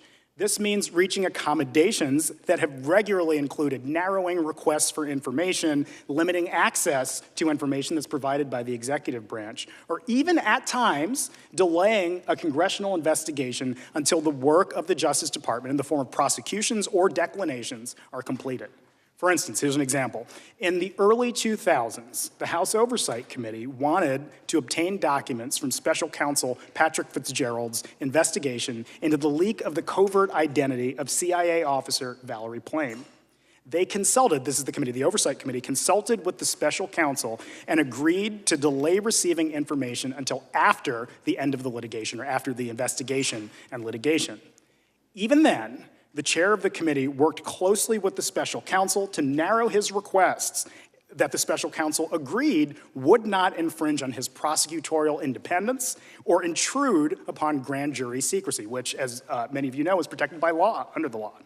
Both sides here, Congress and the executive branch of the Justice Department, had interests. They both balanced them for the good of democracy, the health of our institutions, and transparency for the American people. Now, as with any process of negotiation, not every party will always receive what they seek to recover, nor will they be able to protect every bit of information they wish to shield. That is not a bad thing, and we will talk about that over the course of the day. Needless to say, thank you again for inviting me to testify, and I look forward to answering any questions you might have. Thank you, Mr. Williams. Ms. Parker, you're recognized for 5 minutes. Chairman Jordan, Ranking Member Plaskett. Ms. Parker, hit that button. There you go. Thank you. Chairman Jordan, Ranking Member Plaskett, and members of the subcommittee, I would like to thank you for inviting me to come and respectfully speak to you today. The people of this country deserve the right to have faith in those sworn to protect. Faith is the foundation of hope, and hope can be restored through honest reflection of who we have become and who we could and should be. On September 11th of 2001, I was working for Merrill Lynch in the World Financial Center in New York City. I witnessed up close the horrific, deadly terrorist attacks on the adjacent World Trade Center. My colleagues and I evacuated our building and were led to safety thanks to the heroic efforts of NYPD officers. 2,977 souls were not as fortunate that day. As I watched the mayhem unfold to include people jumping to their deaths, I was shocked, heartbroken. I vowed to God that I would give back and serve this great nation. This vow led me to leave a multi-billion-dollar hedge fund in 2009 and apply to become an FBI special agent. According to the Wall Street Journal, around 45,000 people applied to be special agents that fiscal year. About 900 made the cut, and I was one of them. After 5 months of arduous training at the Academy in Quantico, I was a sworn-in special agent assigned to the Miami division. I considered it a very sacred responsibility and was honored to be entrusted to protect and serve the American people. My entire career was spent in the field, where I believed I could make the strongest impact in rescuing victims and putting criminals behind bars. It was my privilege to work alongside the finest and brightest in the FBI, local law enforcement, and our federal partners, participating in the investigations of myriad criminal cases. The Marjorie Stoneman Douglas high school shooting in Parkland, Florida, the 2017 Fort Lauderdale airport shooting, the Cesar Sayoc pipe bomb case, multi-million-dollar Ponzi schemes, crimes on the high seas, bank robberies, murders for hire, sexual assaults, extortions, and more. Yes, it was physically taxing and emotionally jarring, but I believed I was making an impactful difference. And every day I woke up and I embraced being an FBI special agent until things changed. Over the course of my 12+ years, the FBI's trajectory has transformed. On Bureau, the Bureau's mission remained the same, but its priorities and governing principles shifted dramatically. The FBI became politically weaponized, starting from the top in Washington and trickling down to the field offices. Although FBI employees have their First Amendment rights, they are not at the liberty to allow their personal political views or preferences to determine their course of action or inaction in any investigation. Lady Justice must remain blind. Those that do not uphold these responsibilities cause a negative ripple effect throughout the agency in the field. It's as if there became two FBIs. Americans see this, and it is destroying the Bureau's credibility, causing Americans to lose faith in the agency, and therefore the hardworking and highly ethical agents who still do the heavy lifting and pursue noble cases. It makes it very difficult for agents to do their job when the FBI loses the respect of the American people. There has also been a shift in recruiting practices, a lowering of the eligibility requirements, which is negatively impacting the agency's performance. And all this adds up to a loss of trust in the FBI by many Americans and low morale among many FBI employees. For many, becoming a special agent was their calling in life, but now it's merely a very dangerous and high-risk job with minimal contentment. Wary of consequences that come with voicing their displeasure, these agents keep their heads low. They work hard and they stay off the radar, and they count down the days until they can collect their well-deserved pensions. For me, distancing myself from egregious mistakes, immoral behavior, politically charged actions taken by a small but destructive few FBI employees became exhausting. Although I was always treated with the highest level of respect in the Miami division, I no longer felt that I was the type of agent that the FBI valued. I began to lose passion for the career I loved, and peace came as I reflected on the victims I assisted, the criminals I took off the streets, and I remembered positive performance reviews, awards, and accolades I had been given, as I left nothing on the line in my work as a special agent. I held out as long as I could, hoping things would improve, but finally I knew it was time to go. So less than 4 months ago, of my own volition, I made the difficult decision and quietly walked away from the FBI with an exemplary and spotless record. I love the FBI I joined, and I have treasured memories working alongside remarkable people. I'm proud to have served with honor as a special agent. And while I sincerely pray for the FBI's future success, the FBI's troubles of late were bigger than anything I could change. Going forward, I will continue to serve others in our beloved country while honoring and celebrating the true heroes, both past and present, of the FBI. When I was invited to participate in this hearing, my initial reaction was to decline their request, as there may be others more capable who would do a much better job than me. And why would I want to subject myself to the stress of testifying, putting a target on my back, and likely facing public scrutiny? As I prayed about this invitation, the thought came to me, to whom much is given, much is required. And I realized that this is not about me. I have been given the opportunity to speak up on behalf of numerous current and former Bureau employees who feel similarly, but they do not have a voice. I am not here today to show favor to any political party. I am here to stand for the truth based on my experience at the FBI. In all humility, I hope to make an impact in creating a stronger agency, which is what Americans deserve. Thank you, Ms. Parker. Thank you for your service. We'll now proceed under the 5-minute rule with questions. The chair recognizes the gentlelady from New York, Ms. Stefanik. I want to echo the chairman. Thank you, Ms. Parker, for your extraordinary service and your courage for being here today. Mr. Turley, I want to start with you. The Twitter files laid bare for the American people what you correctly call unconstitutional, quote, censorship by surrogate. Matt Taibbi writes, quote, Twitter's contact with the FBI was constant and pervasive as if it were a subsidiary. Do you agree with that assessment? I do. What we know on the record so far shows a relationship that goes beyond this sort of informal exchange of ideas. You're correct. In fact, isn't it true that leading up to the 2020 election, Twitter had weekly meetings with not just the FBI, with DOJ, with DHS, with DNI, to conduct this unconstitutional censorship by surrogate? We know that because of the Twitter files, correct? Correct.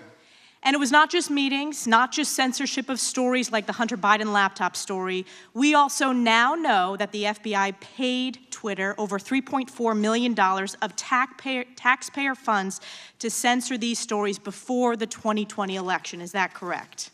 That money was paid. Twitter confirmed that. And the Twitter files are just the tip of the iceberg because there's so much more. There was a corrupt revolving door at the highest levels between the FBI and Twitter. Look no further than Jim Baker, former general counsel at the FBI who helped unlawfully investigate Donald Trump in the 2016 election. Or look at Jim Comey's deputy chief of staff who became the director of strategy at Twitter. Isn't it true, according to the Twitter files, that there were so many FBI officials who then went to work at Twitter that created their own Slack channel and crib sheet for onboarding? The Twitter files confirm that, correct? Correct. Are you aware, as the American people are aware, that according to polling, of the people that were made aware of the Hunter Biden laptop story, 53% would have changed their vote, including 61% of Democrats. This is the definition of election meddling, and it's the definition of election meddling by the FBI on behalf of Democrats, paid for by the U.S. taxpayers. It's collusion, it's corruption, and it's unconstitutional.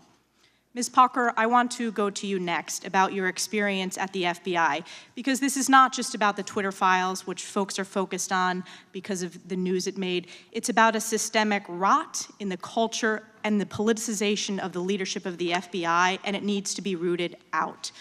Let's take a step back. Let's look at the targeting illegally of parents who wanted to stand up for their kids at school board meetings.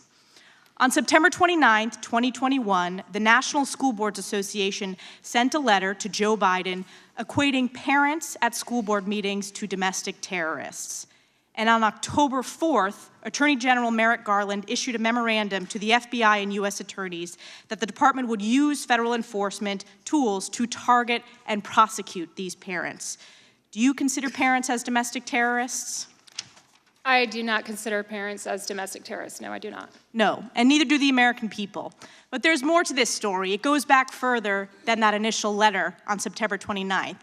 Because the letter didn't happen organically, it was solicited. It was solicited by the White House and by the Secretary of Education. Essentially, the Biden administration laid the predicate for which it used to justify illegally targeting the American people, targeting these parents. Is it proper protocol, as a former FBI officer, to set that predicate, to manufacture the reasoning to justify opening an investigation? I believe that no one should be targeted for free speech and that violence should never be tolerated under any circumstance, but it should definitely not, no one should be targeted because they want to speak up at a school board meeting. This was a setup, and it was the setup, and it's the real definition of weaponization of the government against the American people. And it's not just this example of targeting parents at School Boards Association. It goes back to the opening of Crossfire Hurricane. It goes back to the faulty FISA application. It goes back to what we heard on that first panel from Senators Grassley and Johnson. It goes back to the suppression illegally of the Hunter Biden laptop story paid for by the US taxpayers. This corruption needs to be rooted out, and it's not just about protecting the US Constitution. It is most importantly about protecting the American people from the weaponization of the federal government against them. Yield back. Lady yields back. The chair now recognizes the ranking member for 5 minutes. Thank you, Mr. Chairman.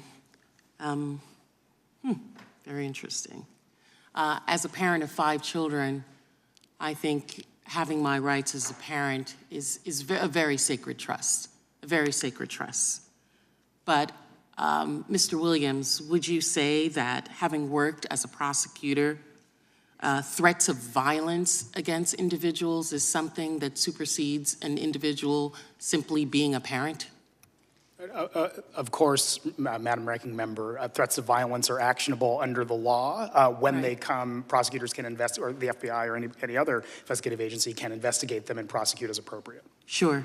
This one-page DOJ memo that we've made much ado about says in its first instance that the First Amendment protected activity should never be subject to prosecution, and issues a concern to illegal violence and threats of violence that are made to school board officials, most of whom are, surprise, surprise, parents, volunteers who do the unenviable job of trying to direct their children and their communities' activities with regard to education, a job most of us, thankfully, have not had to do. And I'm also troubled, I'm deeply troubled by all of the events, as well as the increase in violence and threats of violence against civil servants and federal law enforcement as we attempt to weaponize these individuals doing their job. In fact, we've seen the consequences of this rhetoric over and over again. I'm also deeply troubled by the idea of Congress, as I said in my opening statement, using oversight as a weapon to air a list of political grievances. We seem to hear much of that from the first panel, especially. I've been a member of the House Oversight Committee, where I saw firsthand how good oversight can help Congress make better public policy. Mr. Williams, you've worked in both Congress and the executive branch.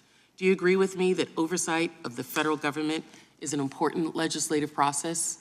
Absolutely. As Representative Raskin said at the first panel, the Constitution doesn't explicitly lay out an oversight mandate, but the legislative mandate of Congress provides Congress with its ability to engage in oversight. Oversight is good when it helps the government work better. Thank you. Do you agree that congressional oversight is at its best when it's focused on addressing the real problems that Americans face on every day? The real problems Americans face every day and making government work better, absolutely, Congresswoman. I believe in congressional oversight, and committee Democrats would be willing to work together to conduct oversight of matters such as the disproportionate audits by the IRS of African-American families. Recent reports about former Attorney General Bill Barr and Special Counsel John Durham. Mr. Williams, do you agree that congressional oversight works best when it's bipartisan in nature? Absolutely. And have you seen examples of that in bipartisan investigations? Oh, absolutely. I know that it's so infrequent now, but have you ever seen any?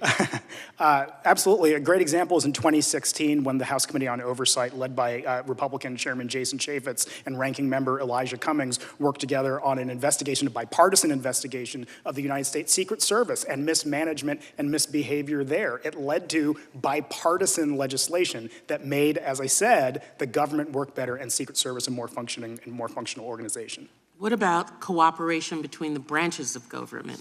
Is it necessary for Congress to be willing to work with the executive branch in investigations? Yes, and vice versa. Absolutely. The executive branch should be willing to work with Congress as well. And would that first instance be trying to come to agreement as to when and how documents and information could be given? Absolutely. The public sees hearings, but does not see that when the process works properly, there's a back and forth and a give and take between the two parties at both ends of Pennsylvania Avenue, as I said before. Would you say 2 weeks into the Congress issuing subpoenas might be a bit premature for the investigation and cooperation between those branches of government? Certainly, Congressman, Congress has the authority to issue subpoenas quickly if they wish, but I guess you get more flies with honey than with vinegar, to be cute. And working with the other side collaboratively is always going to be a better approach. Vinegar seems to work better on social media, though, than the honey. I yield back. I think the gentlelady, I would just point out, we tried the honey. 100 letters we sent in the last Congress. We tried the honey. The last Congress, you're now the chair. The honey didn't work. You're now in the majority. You should have tried that first as the chair of this committee, not as the ranking member. We tried. We You didn't tried do with that 100 as and some chairman. letters. You didn't. The chair now recognizes the gentlelady from the state of Wyoming, Ms. Hageman. Thank you, Chairman Jordan. It is a privilege to serve on this select subcommittee, and I look forward to the work we have ahead of us. After over 30 years as a water, natural resource, and constitutional attorney, I have seen firsthand and fought against the weaponization of the federal government against my fellow Wyoming citizens and the country at large. Through the testimony of our witnesses today and the points made by my colleagues, it is clear that the culture and mission of the FBI and DOJ has changed in a manner which runs counter to the rights and liberties of the American people. The purpose of government is to secure our natural rights. Yet the testimony we have heard and the information received from the whistleblowers and other investigative findings has shown that the FBI's mission has moved from securing those rights to using them as a predicate for investigating and surveilling the American people and weaponizing their government structure against them. Mr. Baker, in a Wall Street Journal piece you wrote titled, "The FBI Needs a Ray of Courage," you stated that in response to Attorney General Garland's memoranda directing the targeting of American parents, Director Wray should respond by highlighting that the FBI won't undertake any investigation based on speech alone. It is troubling that that statement would even need to be made. But Mr. Baker, do you think your advice was heeded by Director Wray? In fact, I remember that episode quite clearly. I wrote that article in October, just days after the announcement became public, and I was in touch with high executives at the FBI a day or two after that. They assured me that the FBI would maintain the standard of only investigating those situations where there was violence and not investigating free speech. I have to accept the ranking members of the FBI who told me that. However, my article in the Wall Street Journal still stands.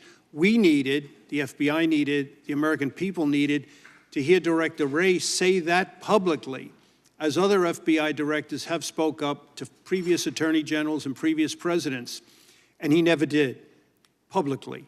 And the American people needed to hear, we wouldn't be having this discussion today if he clearly stated that we will not investigate speech, we'll only investigate violence. We're still waiting for that statement.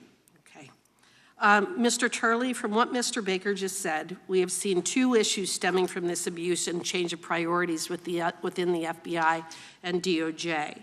They are either investigating Americans based upon their constitutionally protected rights, or they are flagging lawful action to which they have political objection. In some of your recent writings, you have identified two very important points from the revelation of the FBI-Twitter relationship. First, that this relationship is a First Amendment violation as it constitutes censorship by surrogate or proxy. And second, you also are concerned that you don't know what is more menacing, the role the FBI played in Twitter's censorship program or its response to the disclosure of that role. The Constitution is a limited governance document. The First Amendment identified our God-given right to speak freely and imposes restraint that the government shall make no law abridging the freedom of speech. Mr. Turley, can you explain the implications of the government relying on private industry to circumvent the First Amendment? Thank you for that question. The Supreme Court and lower courts have spent a great deal of time trying to define when a relationship with a private party can cross over to a type of agency relationship. And that also applies on the state level through the 14th Amendment.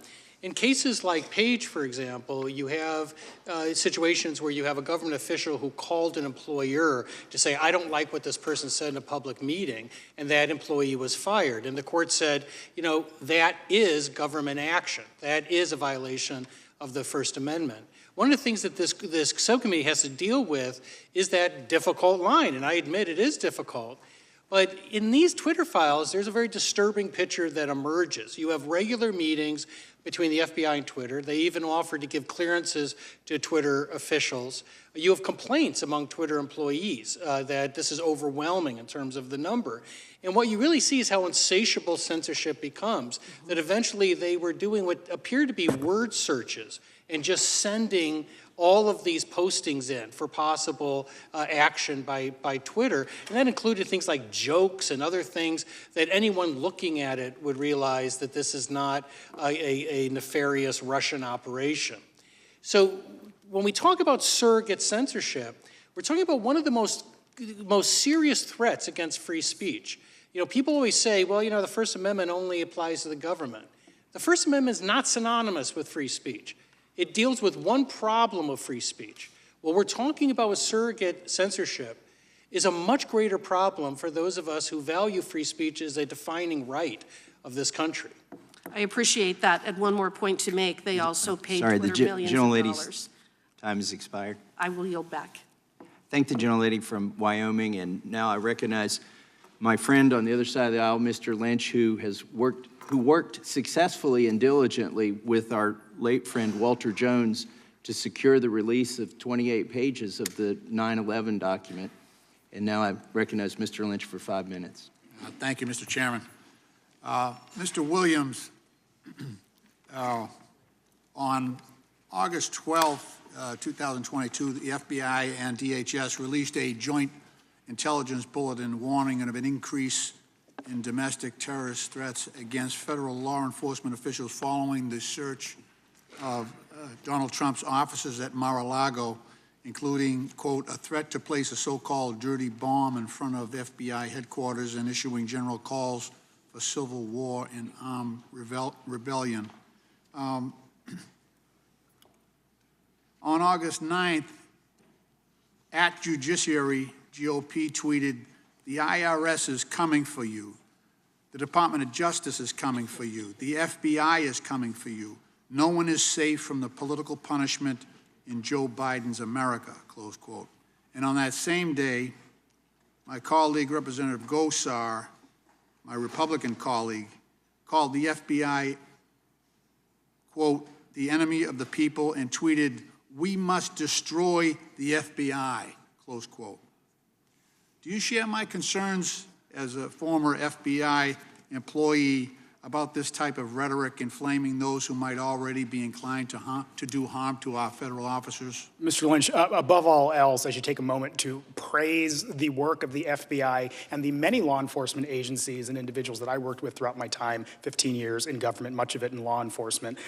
They do work on behalf of the American people and frankly don't sign up for threats or abuse. So to answer your question, no, absolutely, the threats hurt and are toxic and corrosive to our democracy.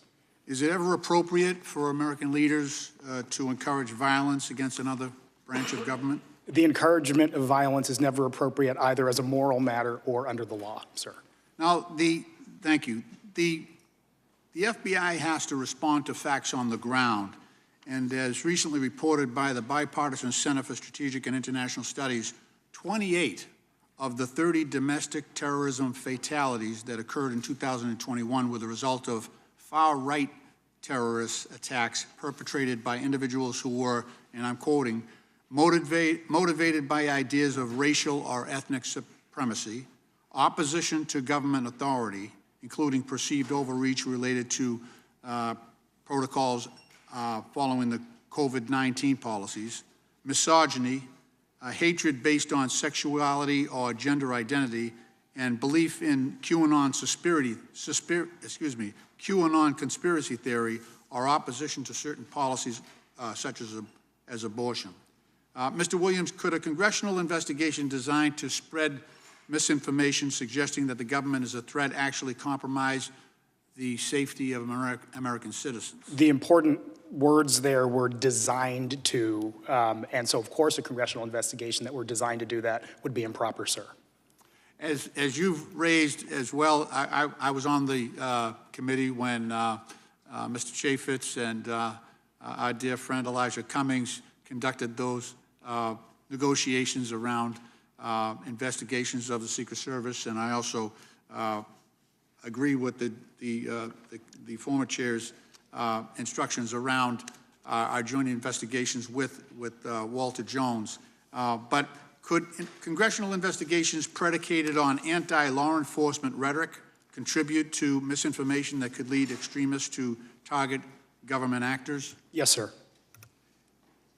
Explain that. Go into that a little bit. Rather than yes or no, someone sure. who sat in that seat, explain to the audience. Sure. I think a lot of it's the climate we're in today.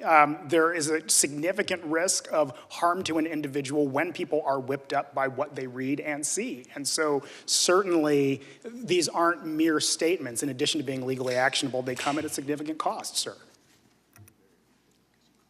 At the same time, a unilateral, this committee is based on the premise that that the American people are under attack by the federal government, by Department of Justice, by the FBI, by the Department of Homeland Security. That's the premise on which this committee was based. And I just regret the impact that that's going to have on people who might otherwise consider serving in those agencies, and I just wonder if you have a perspective on that as well. Again, as I said briefly before, people come to, and in my experience, the vast majority of people I worked with, and frankly, if not all of them, came to serve, came to treat the rule of law as their guide and serve the American people. The fear of threats will chill people's ability, number one, to do their jobs, but also in terms of recruiting. People will not want to sign on for a job that will come necessarily with being threatened or doxxed online, sir. So I absolutely agree with that statement. Thank you. My time has expired. I yield back. Gentleman yields back. The gentleman from Louisiana, Mr. Johnson, is recognized. Thank you, Mr. Chairman. A lot has been said here about the fear of threats, but what we're concerned about in the scope of this committee is the fear of threats to the American citizens. The reason we use the term weaponization is because it is appropriate. We have so many examples of that across so many federal agencies that were designed to serve and protect the American people and have been used in recent years against them, that it will take us probably 2 years to lay that out. But I just want to focus on one that's been mentioned this morning because the timeline is important. The school boards issue. On June 22nd, 2021, Loudoun County parent Scott Smith spoke out at his local school board meeting and he was arrested. On September 29th, citing Mr. Smith's arrest as an example, the National School Boards Association sent a letter to the Biden administration requesting federal law enforcement involvement in local school board disputes. Now, here's what's really important. We learned later that the White House helped the NSBA draft that letter to itself. On October 4th, Attorney General Merrick Garland issued the now infamous memo directing federal law enforcement to mobilize against the parents of school children who protest at their local school board meetings. He turned the FBI, the U.S. Attorney's offices, the full weight of the Federal Department of Justice against the very citizens they were sworn to defend and protect. On October 12th, we learned that the Loudoun County parent Scott Smith's daughter was actually sexually assaulted at her school and that the school board covered it up, and that was the reason why that dad showed up to protest. 9 days later, October 21st, happened to be the day previously scheduled for Attorney General Merrick Garland himself to appear before our House Judiciary Committee. In that hearing, as my colleagues will remember, he was forced to acknowledge before our committee that the NSBA letter was the basis of his memo targeting concerned parents. But he refused to acknowledge the obvious chilling effect that memo involving the full weight of the federal law enforcement apparatus would have on parents' protected First Amendment speech. He also, by the way, refused to commit to a mandatory, under federal law, mandatory ethics review of his own family's financial ties to advancing critical race theory in schools and its relation to his school board memo and the obvious appearance of the conflict of interest therein. I encourage all interested citizens to watch the video of that hearing. It was pretty contentious. The very next day, on October 22nd, after much public outcry, the NSBA retracted and publicly apologized for its letter labeling concerned parents like Scott Smith as, quote, domestic terrorists. In the following weeks, over 20 different state school board associations severed their ties with the National School Boards Association. Our Democrat colleagues have tried to downplay the importance of this select committee and even criticized its name as hyperbolic. But as this example and so many others clearly show, key agencies have indeed been weaponized. We're informed even still today that that memo has not been retracted by the Attorney General. Here's the question, Mr. Baker. You were an FBI agent for 33 years and were involved in a lot of the important and noble work there, but you've also said clearly and been vocal about some of the egregious overreaches you've seen from the FBI and the DOJ. In recent years, you've described what has devolved into a culture of, quote, deceit and deception involving, quote, alarming FBI behavior, and you've written that those abuses threaten the liberties of those on the left as well as the right. Professor Turley just cited statistics here today that there are large numbers of Americans who now distrust the FBI. Our task here is to determine exactly how that's happened and how to correct that framework. Mr. Baker, here's the question. In your testimony, you noted that FBI Director Mueller, a couple of decades ago, worked to centralize the FBI, meaning that he centralized all information and decision-making, making that at the FBI headquarters, as opposed to his predecessor's decentralized model, which empowered the field offices instead. Do you believe the elimination of all those layers of supervision, review, and independent judgment is a key reason for all this corruption we see today, and that it's something that must be reformed and reversed? Yes, in fact, I do. Hit that button for me, if you will. Yes, in fact, I do, Congressman. I don't use the term corruption. The term I think is more appropriate that your colleague, Congresswoman Stefanik, used, the rotten culture, the culture rot. And specifically as regards to centralization, there's no question about it. Traditionally in the FBI, field agent had an investigation. He had a field supervisor above him. Above him was the agent in charge of that office. Only then did the information and the decision-making go to FBI headquarters. What happened under Mueller's centralized thing, all of that was eliminated. They ran these key investigations, the Hillary Clinton email investigation, and then the Trump collusion investigation, out of headquarters, eliminated all these layers of independent judgment, supervision, gone. So you had someone like, somebody mentioned his name already here, Strzok not only writes the communication opening the case, he goes the next day to London and conducts the first interview in the case. You have McCabe, a deputy director, number 2 in the whole Bureau, directs the investigation and sends 2 agents to the White House to interview General Flynn. No levels of review. It was bound to end badly. Thank you. I'm out of time. Yield back. I thank the gentleman. Yeah, they had a name for it. It was called a headquarters special. And the point is it wasn't special so much, it became the norm. With that, the chair now recognizes... Mr. Chairman, could I have a point of order?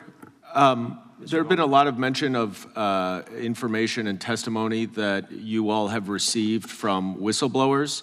When are you planning on providing that to the minority? You could have been for the very first deposition, or excuse me, transcribed interview of the whistleblower. I was there when he testified on Tuesday. Okay, that's fine. I assume you'll turn those over. But what about, you talk about dozens of whistleblowers. When are we going to get that information? When they testify, when we work with, I'll work with the ranking member on that information. You don't have any transcriptions of their interviews? We have the first one, and we have the dozens who've come and talked to our office. They talk to your office privately? They talk to Republican staff, right. And they're not transcribed, no notes, no nothing? The first one happened Tuesday. No, I'm not talking about the first one. The first one happened Tuesday, dozens. the next one happens tomorrow, the third one happens next Wednesday, and we'll continue to do that. You just said dozens. Do you have notes from those, or they're just talking to you, your staff? Mr. Chairman, isn't that how whistleblowers typically work? Well, it's how they're supposed to work. It's not how they worked in the impeachment that Mr. Goldman was a part of when Mr. Schiff said he didn't have contact with that whistleblower, but in fact Actually, he did. it worked exactly appropriately until Mr. Trump would not allow... We're doing it the way we're supposed to do it, Mr. Goldman. No, you're supposed to turn it over to the minority. when they come and testify, you'll have access to the transcript like everyone on the committee will. You mean your staff is not going to turn it over to our staff? We're just in the dark? No, when the transcript is done, you will get the transcript. I mean of the dozens of whistleblowers you have already talked to that came to talk to your staff. Yeah, what do you want me to turn over there? Did you Their names? notes? Anyone take notes? I'll be happy to talk with the ranking member on how we handle that information. Thank you. All I'm telling you is we will schedule each for a deposition, and we are doing that. You didn't show up for the first one, but you could have been there. With that, I didn't know about it. The chair now recognizes. The chair now. Cicilline was there. There were Democrat members at the. I think you need to work on your schedule. The chair now recognizes, I think, Ms. Sanchez, the gentlelady from California, is recognized. Thank you, Mr. Chairman. I know from experience how good investigations can really improve public policy. In 2009, my investigation shed light on the traumatic brain injury risks that accompany professional football, and I'm proud to say that that work changed how football teams and, more importantly, youth sports leagues address concussions. But I have also seen congressional oversight at its worst.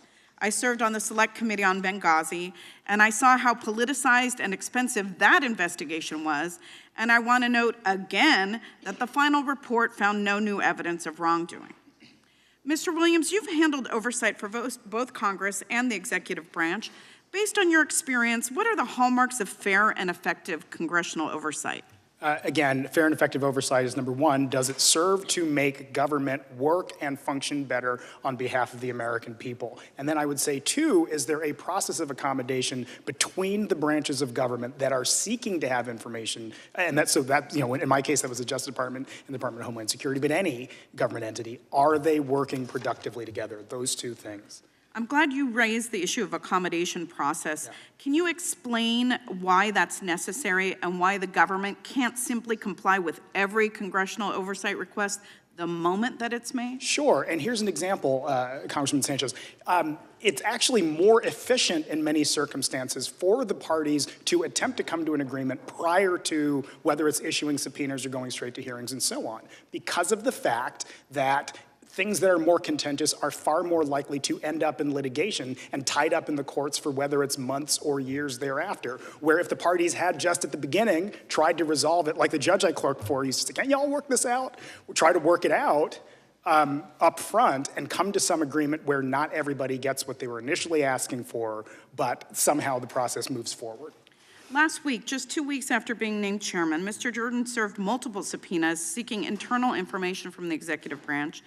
In your experience, can it sometimes take time for the accommodations process to play out? Exactly, as I said, it can take time, but it's far more productive to end up with a more time-consuming process up front, but where everybody ends up getting what they want. Thank you. Now, I'm not a prosecutor, but you've been a prosecutor, yes. Correct? Yeah. The chairman of this select committee held a press conference earlier this week to talk about various interviews that his staff is conducting. Yes. Now, I haven't been able to be in those interviews, but I want to ask you about some things that the committee should keep in mind as it moves forward with our work on this select committee. Could the fact that someone has no firsthand knowledge of the matters they're discussing impact the credibility of what they say? Yes. And what if they vocally advocated conspiracy theories that have no basis in fact? Should that impact how the committee views their testimony? Yes, openly advocating conspiracy theories that have no basis in fact would have a negative impact on an open investigation. Thank you. And now I just want to clarify some of the discussion that we've heard about parents protesting at school board meetings.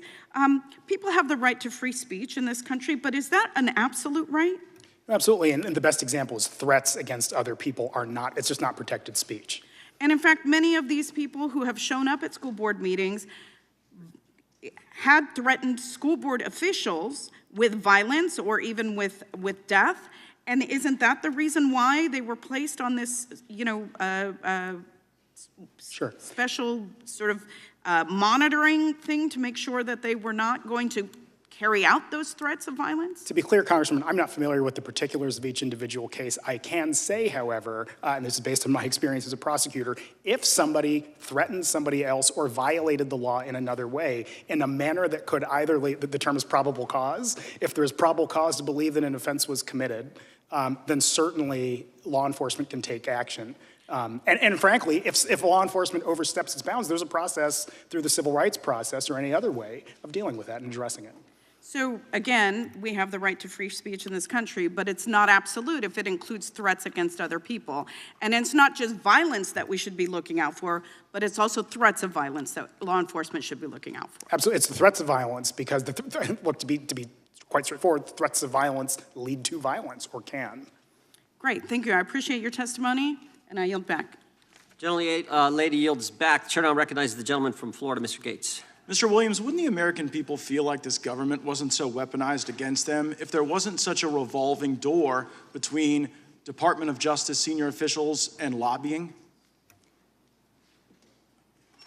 I don't quite follow the premise of your question, sir. It's pretty easy. There's a revolving door between senior officials at the DOJ and the lobbying profession. Do you think that that gives the public more or less trust? There are rules governing what employment, and this is based on my understanding, I've been government for 15 years, governing what post-government employment can be. One, what individuals' actions can be once they're employed elsewhere, but also what they're allowed to do. Lobbying is influence peddling, and you are the principal at the Rabin Group, which is a lobbying firm. And I would observe the reporting of Project Veritas, where Jordan Tristan Walker, who's a director of research and development, said on a recording, one of the things we're exploring is like, why don't we just manipulate COVID ourselves? Mutate COVID via directed evolution.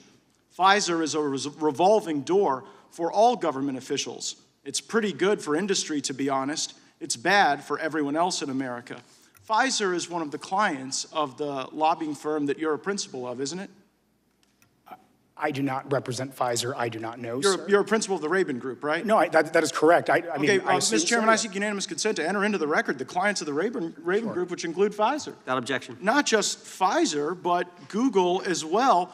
And in response to the Twitter files, we saw a statement come from the FBI where they said correspondence between the FBI and Twitter show nothing more than examples of our traditional, long-standing, and ongoing federal government and private sector engagements.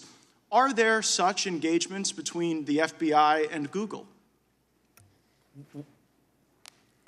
When you say such engagements, sir, I don't quite Does Google engage with the FBI, Mr. Williams? I don't work for either Google or the FBI, sir. I'd have to again point you to your own client list that you advertise on your own website, which includes Google. Does it surprise you that at the Rabin Group's website, Pfizer and Google are clients? It does not surprise me, sir, no. The Soros-funded Open Society is one of the clients as well. Does that surprise you? Sir, I don't have our client list in front of me right now. I will, assuming that's what it says, I will take your word for it. Yeah, I would think that maybe one of the legislative initiatives we could pursue would be to tighten this revolving door that folks at Pfizer and folks at Big Tech seem to freely acknowledge, in which you seem to be the incarnate of the revolving door. Mr. Baker and Ms. Parker, I want to assure you both that we come not to trash the FBI, but to rescue the FBI from political capture. And it seems as though that political capture was really enhanced when Robert Mueller took a lot of the authority and power away from the field offices all over our country and centralized that power. Mr. Baker, do you believe that through legislation we might be able to restore the system of office origin, where events occur, people are able to conduct investigations in the absence of the influences of Washington, D.C.? There's no doubt Congress can be an advocate. You're doing a lot of good by having these hearings, this panel. A lot of these things, though, have to be done internally by the DOJ and the FBI. But there's absolutely a role for Congress, looking at the abuses of Pfizer for one, the abuses of the unmasking for another, the abuses of the indirect targeting, which actually the CIA and the NSA do rather than the FBI. But these are all things Congress can legislate solutions to. And it seems as though those abuses become more acute the greater they have a geographic proximity to Washington, D.C.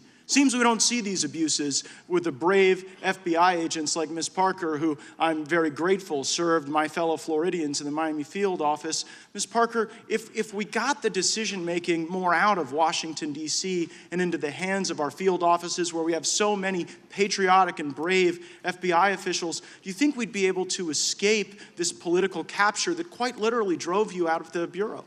I think that's absolutely critical at this point in our American history. When I mentioned in the opening statement is if there are two FBIs, we in the FBI see it as the field offices, the standard rank and file. We are typically the agents who just came to the FBI to serve the country, protect American citizens, fight crime. We have no interest in politics. We really have no interest in promoting many times. And then FBI 2 is kind of more individuals that are at the headquarters level and sometimes executive roles. It seems as though that politics isn't out in the field offices. It's here in Washington, D.C., and that's precisely what we ought to deconstruct legislatively. I thank the witnesses, and I yield back. Gentleman yields back. The chair now recognizes the gentlelady from the state of Florida, Ms. Wasserman Schultz. Thank you, Mr. Chairman.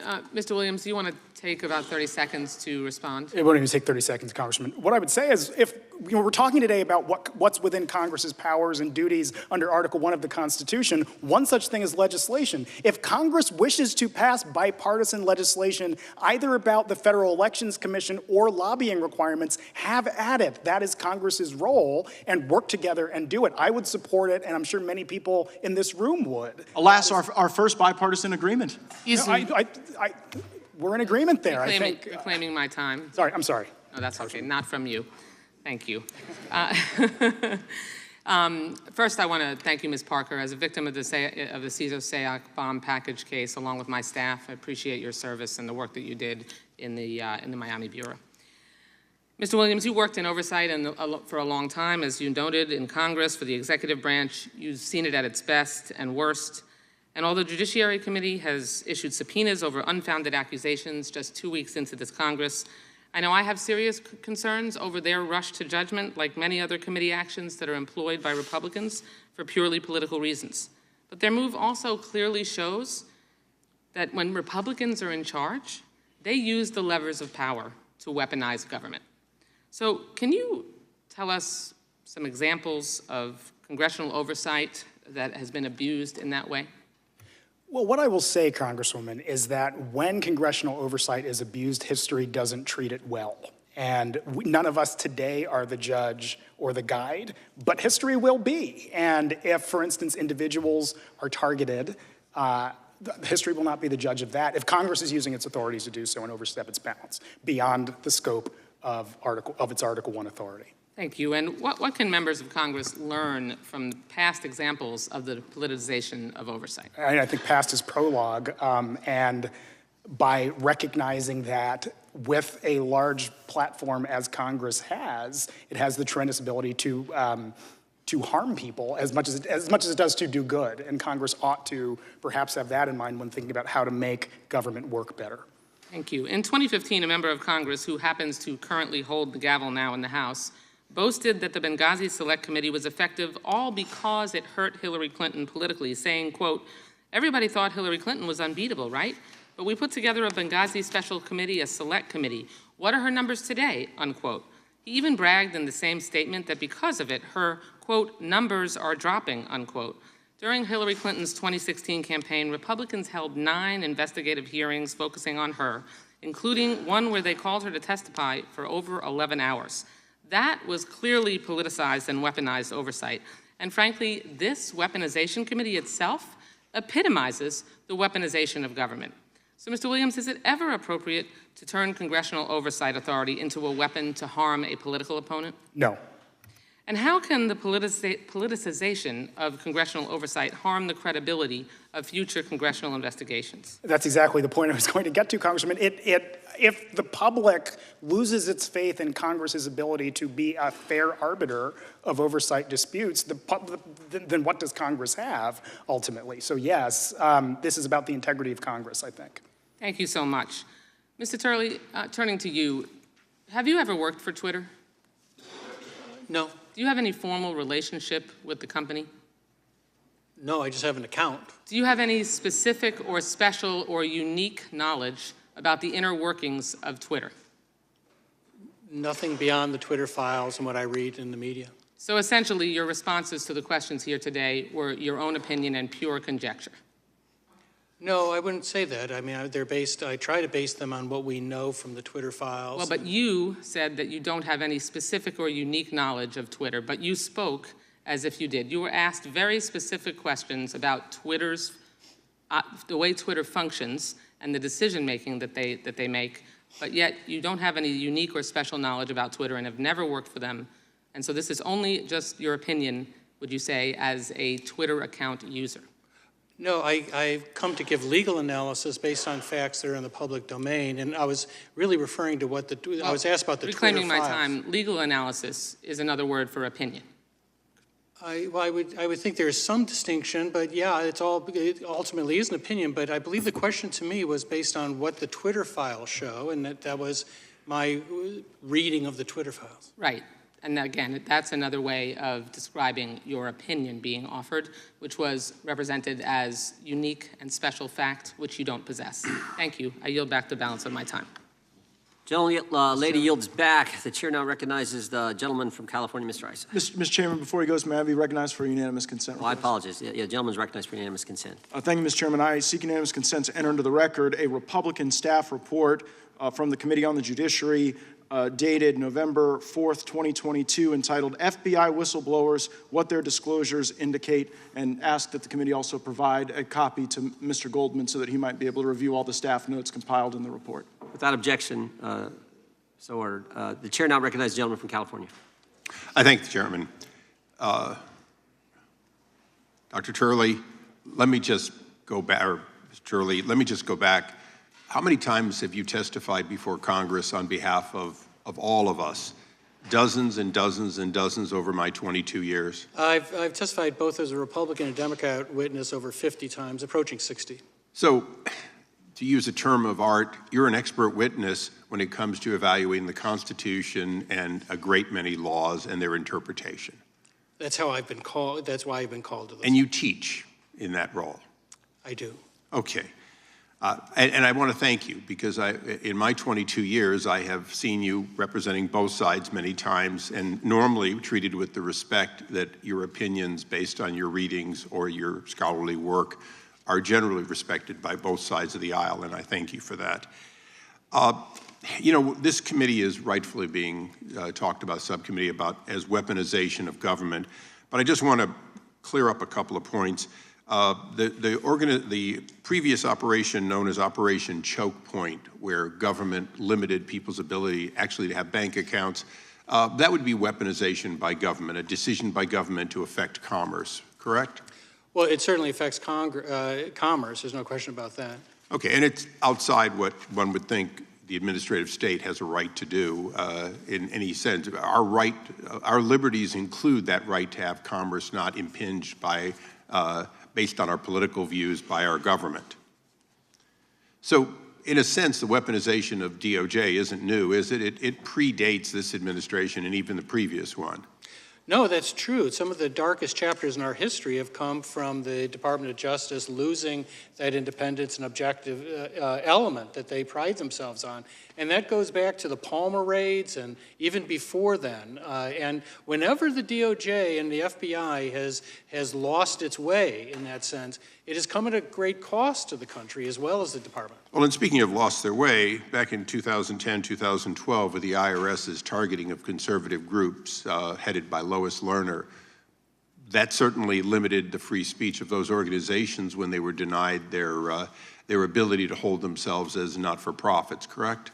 That had serious free speech implications. So when we look at the weaponization of government, we should not limit it to three-letter words over at DOJ, but in fact, we need to look at government broadly and how it might impinge free speech or our rights to simply have our liberties.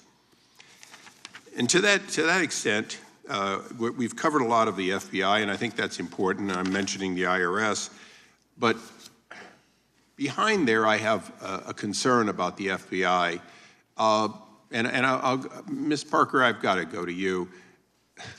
Is that something that you think represents the neutralism of simply being law enforcement for the FBI basically to kneel in support of Black Lives Matter? That would not be deemed appropriate. They're wearing their official FBI ballistic vests, and although, like we've mentioned, FBI agents, I have the right to my First Amendment thoughts, but I am not at the liberty to express any of my political or social opinions while on the job. I know that in that instance they were guarding our national institutions, and that we heard that they were saying that they were trying to de-escalate the situation, but in those pictures it appears that there are people smiling, clapping. It looked very far from de-escalation to me, but it is not appropriate to make any sort of potentially political or social statement while wearing your FBI ballistic vest on official duty. No, it is not appropriate. In the decades I served in the Army, we were warned about when in uniform being involved in anything that appeared to pick sides, and certainly they picked a side there. I want to just close my questioning, because we're going to be doing this probably for 2 years, and ask a question again, Mr. Turley.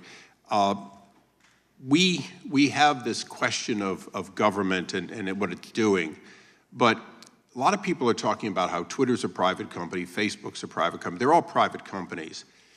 Isn't it fair to say that from a standpoint of statutory and constitutional history, our government has clearly looked at entities which convey free speech, newspapers, radio, television, and has limited the concentration of power and the concentration of ownership in order to maintain, although private, an ability for all, or at least most, free speech to find an avenue? Isn't that the history that we're also going to have to look at when it's concentrated in just a few companies?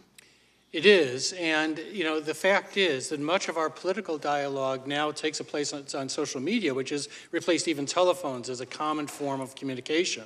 And that's why it is true that private companies can limit speech. But you have to keep in mind, these are communicative companies. These are closer to the AT&T than they are Starbucks. And that raises a serious question in terms of not just looking at the government aspect of coordinating and targeting citizens for possible censorship, but the control of these companies over speech. And I think that people that sort of dismiss that are really losing the fact that this is now much of what is the marketplace of ideas. The marketplace of ideas is now a digital marketplace, and it's controlled by these companies. Thank you. Thank you, Mr. Chairman. I yield back. The gentleman yields back. The gentleman from Virginia, Mr. Conley, is recognized. Thank you, Mr. Chairman.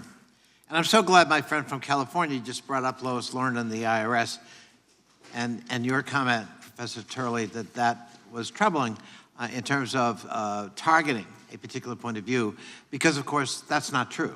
As we learned, the Inspector General, the TIGTA, deliberately focused only on conservative filters, even though he was presented with clear evidence that the filters were nonpartisan. There were liberal filters, lefty filters, conservative filters, Republican filters, Democratic filters, but they chose because they wanted to make a case that this was deliberate censorship and targeting by the IRS.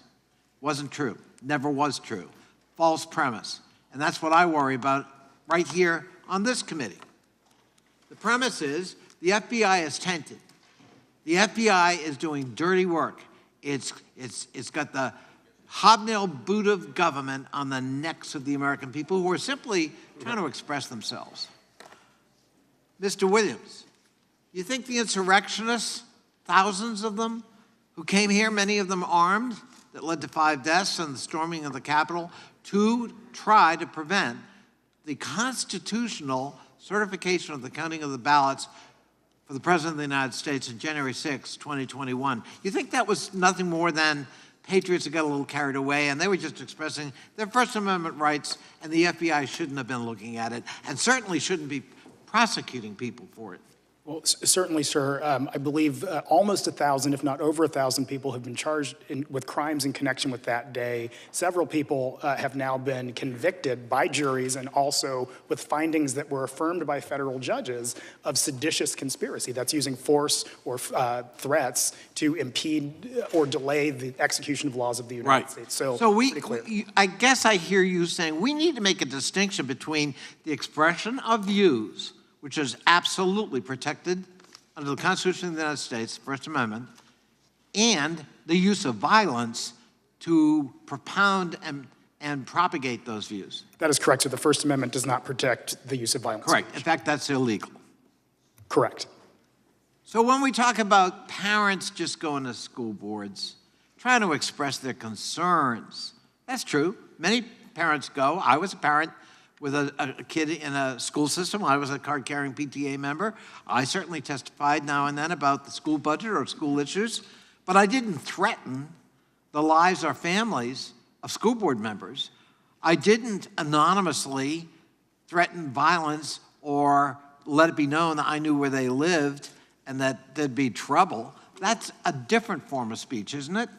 Yes. Would it be wrong for the FBI under some circumstances to be called in to look into that for the protection of elected school board members and, for that matter, active parents? Both the FBI or state and local authorities who also have the ability to investigate violent crime. So do you think the FBI is the enemy of the American people?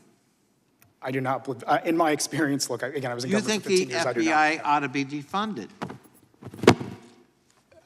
I do not believe the FBI should be defunded. So, sir, for no. example, if they were, the Tampa field office that infiltrated and spent 6 months embedded in a network of ransomware gag, Hive, and took it down. Hive is no longer functioning. Is that a good thing or a bad thing? That is a very good thing. Look, I was a prosecutor and a senior executive at the Justice Department. Fighting crime is a good thing, and I think we can all agree on that. I see. So they're not just, censoring free speech. They're actually doing some good things that protect the American people? Yes. Would you say that characterizes largely their mission and their function?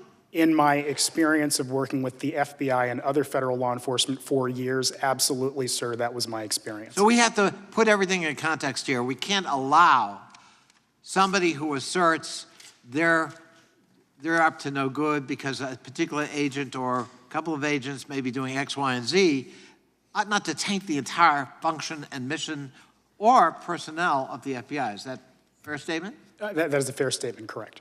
And that goes to their other missions: cybersecurity protection, human sex trafficking, breaking up those rings, and for that matter, protecting us from domestic extremists who are propounding and using violence as a weapon to further their cause. What is special about the FBI, sir, very quickly, is that unlike many other law enforcement agencies, it has both a counterterrorism element and a law enforcement element. Now, many people may think those are all one and the same, but those are actually two different functions. And so, yes, both of those help keep the American people safe. I thank you, and I yield back. I think the gentleman from Utah, Mr. Stewart, is recognized. Thank you, Chairman, and to witnesses. Thank you, Mr. Turley. My condolences that you've had to sit through 60 of these, but thank you for being willing to do that. I look forward to hearing from all of you, but Mr. Chairman, I also look forward to hearing others who are key to this investigation. Christopher Wray, the Attorney General, former FBI Director Comey, former CIA Director Brennan. I hope we have a chance to hear from them as well. I want to share with you my first experience in this area. 2017, member of the House Intelligence Committee, after months and months of stonewalling, we were finally allowed to go to the FBI building and to read the FISA application on Carter Page. And after reading that application, it was very, very clear to me the FBI has lied to the FISA courts.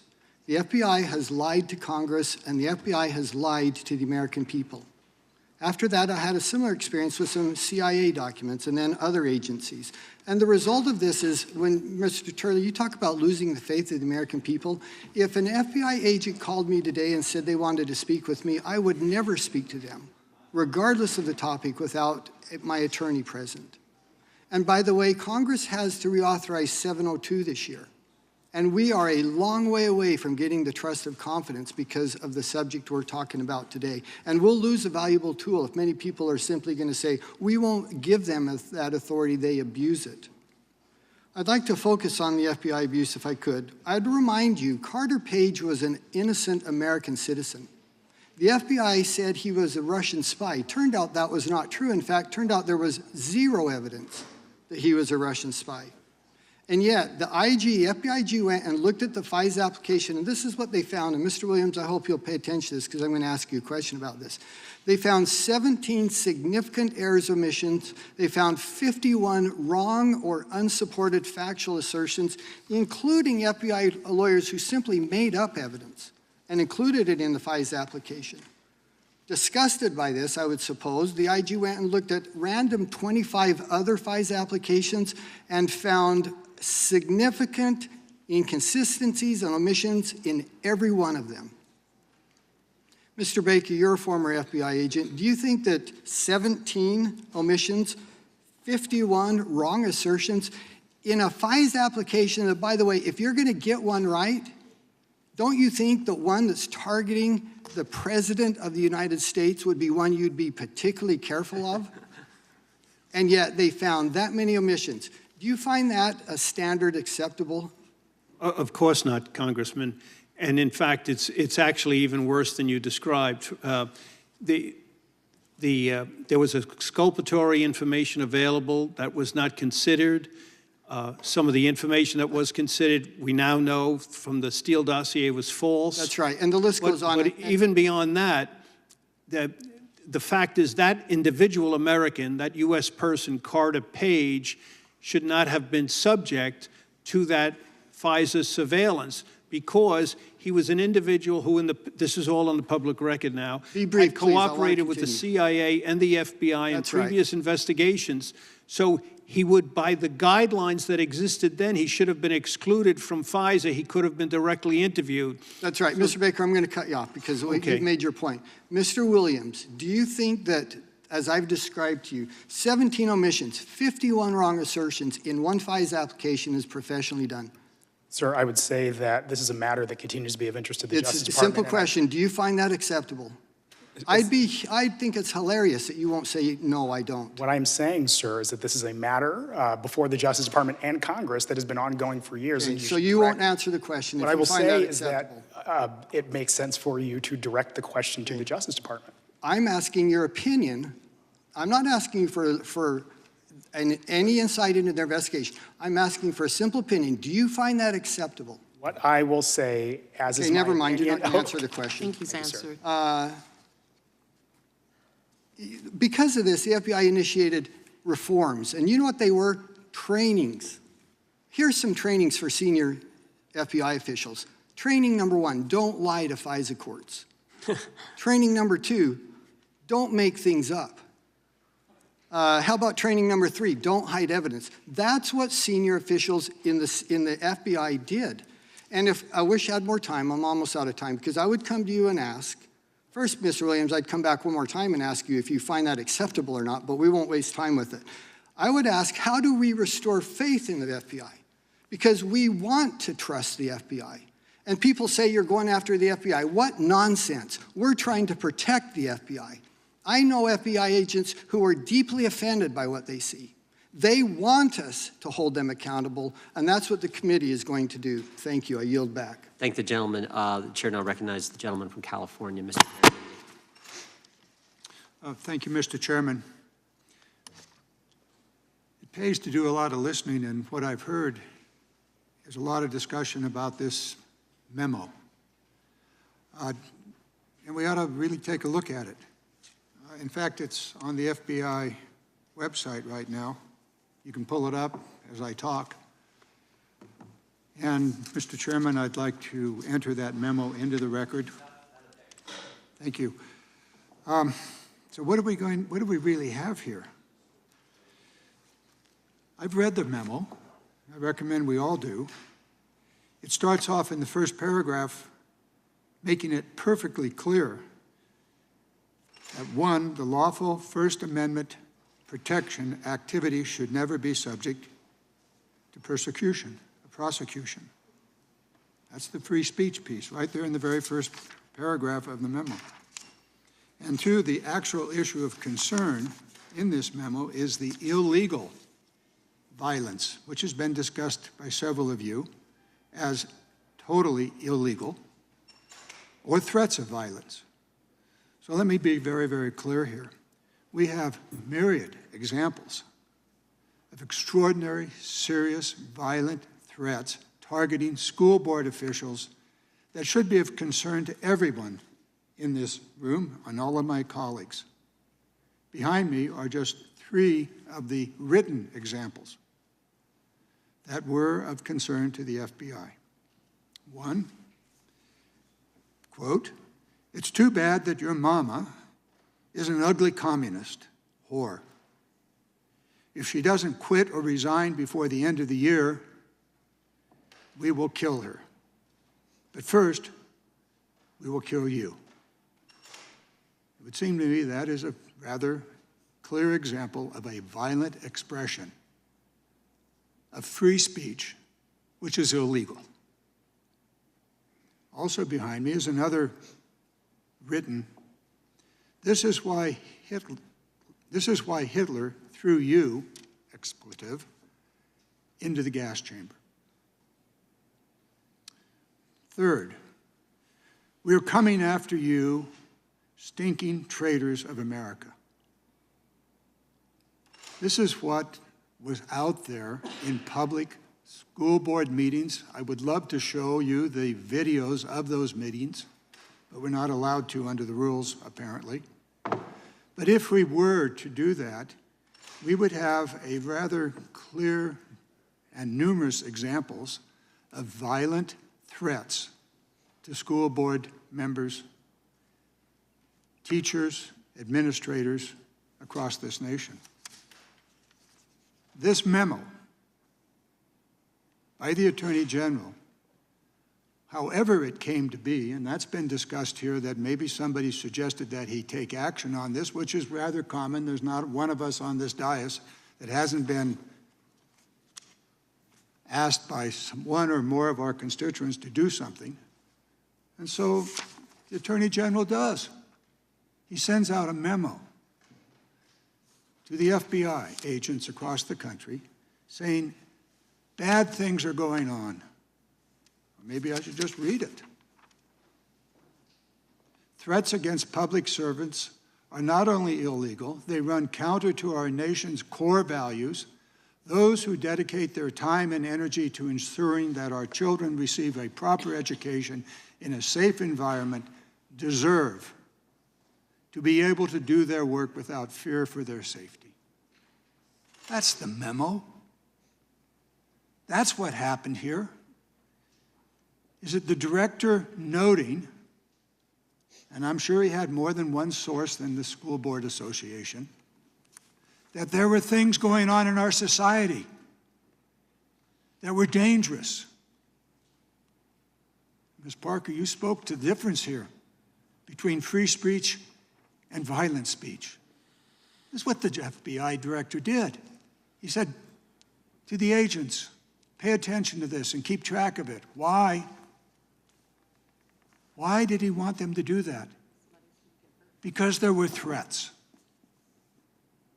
Very real threats. Did any of them materialize? There's evidence that they did. You take a look across this country at the number of public servants that simply decided to not serve because of the violent threats. So as we go about our work here, as we go about looking at the weaponization of the federal government, we must be careful that we don't become a weapon to be used for political purposes. There clearly, absolutely is a need to monitor all federal agencies, law enforcement, military, on and on. But let's be very careful that we don't use this committee as a weapon for political purposes. Gentleman's time has expired. Gentleman yields back. Gentleman from Kentucky is recognized. Thank the gentleman from Ohio. It occurs to me that we're sitting here in a committee that's got a fancy name, a different name, There are people watching our very first hearing and wondering, are these folks serious? There are people who have spent their careers dedicated to the service of people in this country, working at the FBI, wondering, are these folks serious enough that I could be a whistleblower, that I could come forward and share information with them, and they would actually do something with it, and that something good could come from it.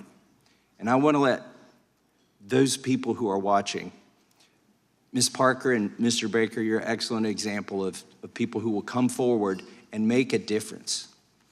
And I want to let those people know that I've come to this city for 10 years with one basic premise, which is this is the best country on the planet, the best country that's ever been.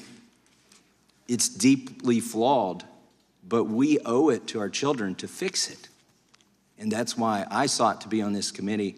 And that's why I thank you, Mr.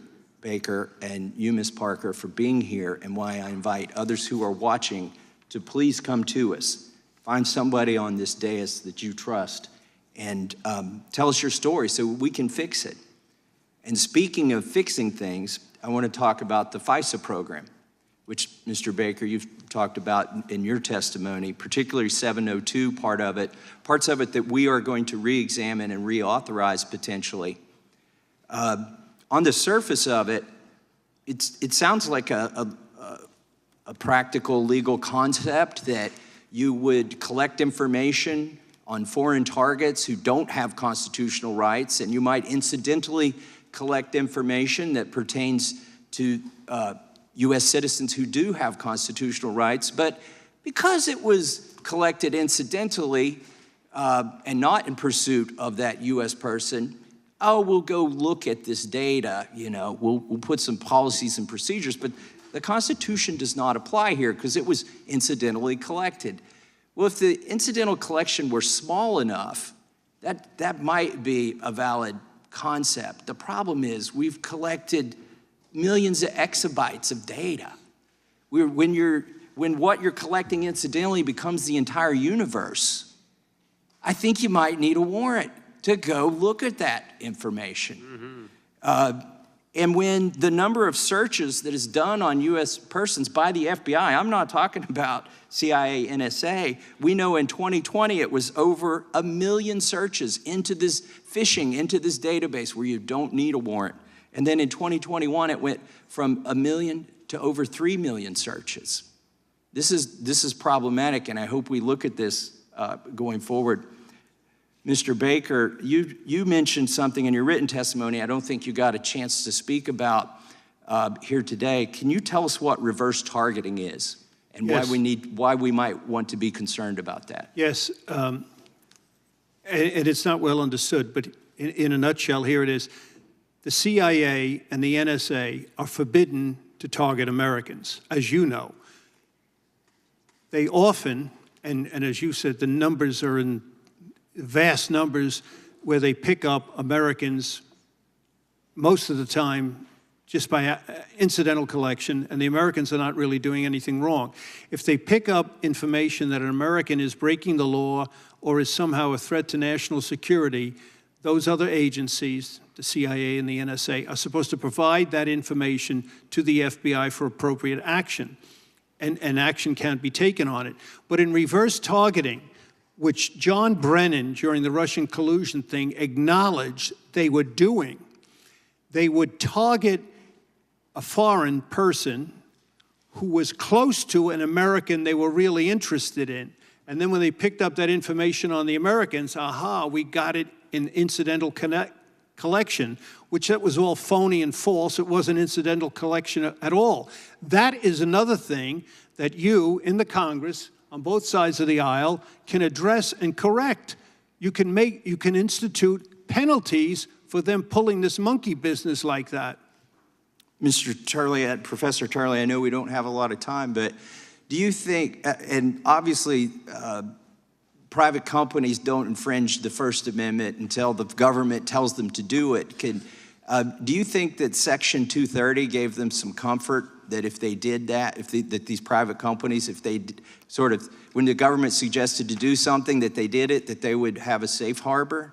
Well, I do think that Section 230 is becoming increasingly untenable. It was really designed on the premise that the social media companies and other platforms were not in an editing function, that they were simply a forum, a publisher. That's clearly not the case. I mean, we obviously have an extensive censorship system here that is in place. And so the premise of 230, I think, has largely been discarded. But the implications of what has been created cannot be really overstated. We're talking about a censorship system that affects billions of people, and we also have a confirmation in the Twitter files of the United States government pinpointing people who should be censored or suspended. That should trouble people regardless of your party affiliation, whether you want the government in that business. And I think that's worthy of a debate. I thank you, and I yield back. I thank the gentleman. The chair now recognizes the gentleman from Texas, Mr. Allred. Well, thank you, Mr. Chairman. You know, I've worked hard now in my 5 years, going in my 5th year in this body, to develop a reputation and a record of bipartisanship, of working on issues like veterans' health care and benefits, on infrastructure, on paid leave, trying to improve folks' lives. To me, this subcommittee and this hearing is a disgrace. It has nothing to do with helping Americans struggling, nothing to do with helping families like mine growing up. I was raised by a single mother. It's just been an airing of grievances, of debunked claims and conspiracy theories. I think most folks watching back home are having a hard time following some of what y'all are saying because you have to go so far down the rabbit hole. Now, before I was elected to Congress, I was a civil rights lawyer. I served as an appointed lawyer in the Obama administration. And I believe in Congress's Article I duties to conduct oversight and the executive branch's responsibilities to enforce the law and work with us. That nexus is governed by the accommodation process, which ensures that there's trust and prevents politicians from meddling in the Department of Justice and into its investigations. Now, on January 20th, the Justice Department sent a letter to the chairman saying that we share your belief that congressional oversight is vital to our functioning democracy, and we're committed to cooperating with legitimate efforts to seek information consistent with our obligation to protect executive branch confidentiality interests. They said the department's mission is to independently and impartially uphold the rule of law, requires us to maintain the integrity of our investigations, prosecutions, and civil actions, and to avoid even a perception that our efforts are being influenced by anything but the law and the facts. Despite that, the chairman of this committee has sought to seek numerous documents related to the FBI's ongoing investigations into the January 6th Capitol insurrection cases and other domestic terrorist cases, many of which are open investigations and are ongoing. Mr. Baker, just to set a tone here, do you agree that the attack on the Capitol on January 6th was an act of domestic terrorism?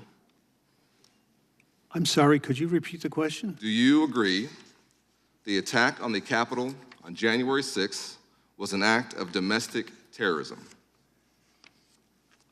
I don't think I'm in a position to judge that. It was an act of lawlessness. There was a lot of property destroyed. You're here as an expert, and there were sir. crimes committed based on your experience. By trespassing. I don't know if that rises to the level of terrorism, quite frankly. It might, Well, but I don't know would that. constitute domestic terrorism to you, sir?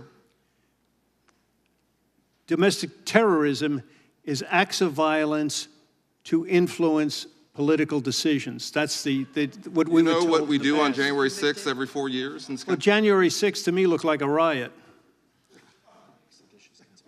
It was a seditious It was lawless. conspiracy. It was lawless. There was property destroyed. There was trespassing. There were people injured. Those are all crimes. Thankfully, numerous courts and juries have disagreed with you and have found many of those insurrectionists guilty. It was an act of domestic terrorism, and I thank you for clarifying for all of us here that you can't decide whether it was or not. I want to go to you, Mr. Williams, because I think that we need to be very careful here. Nobody really wants members of Congress or politicians jumping into ongoing criminal investigations for many good reasons that I think you lay out in your testimony. Can you give us just a few reasons of why it would be a major problem for criminal investigations to suddenly be subject to the whim of a politician? I'd say 3 reasons, Congressman Allred, and thank you for that question. One, as articulated in the letter by the Deputy Attorney General that was quoted by, I believe it was Congressman Raskman earlier, you do not want the public to get a roadmap for how investigations are going to play out. That involves tipping off witnesses or defendants who might be brought into the system. So that's point one. You just don't want to give the roadmap, and that's the word used by the Justice Department. Number 2, and this is a big one, the fear of influence or the appearance of influence. If a prosecution continues right after a member of Congress or someone speaks out, the public is left with the perception that Congress, in effect, had its thumb on the scale of a federal prosecution, and that's problematic. And finally, everyone is entitled to a presumption of innocence. The Justice Department takes very seriously the idea that naming or outing people who are not themselves yet criminal defendants is incredibly problematic, dangerous, in a profound manner. So those 3. Thank you, Mr. Williams. I yield back. I think the gentleman yields back. Chair now recognizes the gentleman from North Carolina, Mr. Bishop. Thank you, Mr. Chairman. Mr. Turley, I saw the effort to discredit you by a member on the other side sort of go down in flames. I don't think much else needs to be said about that. But, you know, I think what is interesting about what you've written and then in your testimony about the Twitter files and your tentative conclusion about what they may indicate,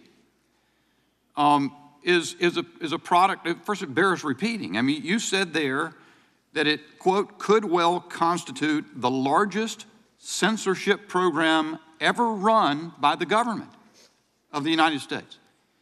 And I think what attracts you is there is a body of evidence. It is not accusations, it is evidence that we would not have but for the voluntary, it may be extraordinarily unlikely, voluntary act of a very wealthy American who had the will and interest to purchase that company and then disclose what its files hold. Here's what's notable.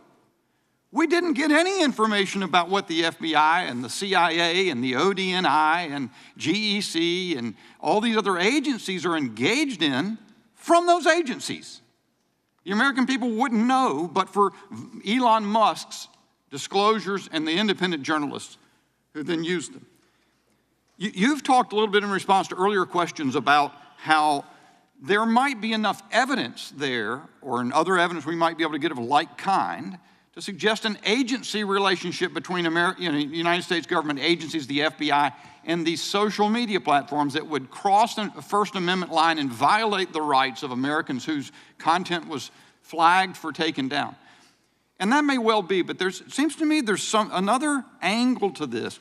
Everybody knows in the debate over big tech that these social media platforms have content moderation policies that are narrower than the First Amendment. They take down speech as a matter of practice that the First Amendment would protect if it were a government. In fact, a lot of people say, well, they can do that, they're private businesses. The question that gets at me is this: how could the FBI, which is sworn to protect the Constitution, ever justify using intense application of its resources, agents, etc., to urge social media platforms to use those standards to take down speech that the Constitution protects? Yeah, this goes to the sort of bifurcated issue here legally. That is, you have on one hand the question of the agency relationship, which actually some courts like the Eighth Circuit and Dawson, the Sixth Circuit and Page have had analogous cases where they said that there was an agency when a government official made a call and negative actions were taken. But there's also the direct action. Obviously, federal agents are government actors. And in these cases, you have the agency identifying American citizens and others for their viewpoints and saying, we think these people should be suspended or removed. And as I say in my testimony, it's a particularly ominous thing to have the chief law enforcement agency performing this role, an agency with incredible powers. But this wasn't the normal situation of a public affairs office where someone says, look, the FBI did this, and the public affairs office says, you know what, that was a state raid. We weren't even in that issue. They did it in private. Right, here you had the government itself looking for citizens who should be silenced and targeted. That's a problem in and of itself, whether it also triggers an agency relationship. Do we want to go back to the day when governments created those types of lists?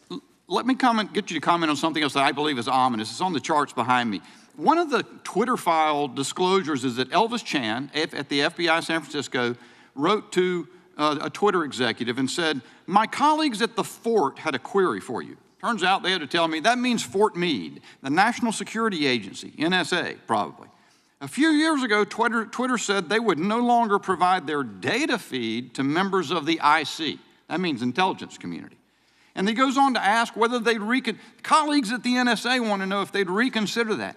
Because the NSA would like to vacuum up every word mentioned on Twitter by American citizens to be analyzed by computers to figure out what they would make of it.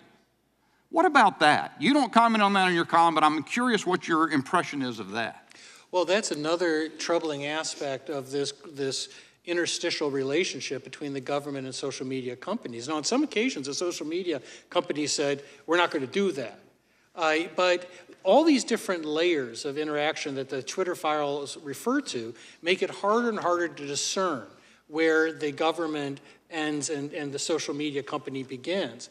And I want to emphasize that when I talk about the largest censorship system in history, that is really unquestionable, right? Even Twitter alone is a massive censorship system. And you combine the other companies.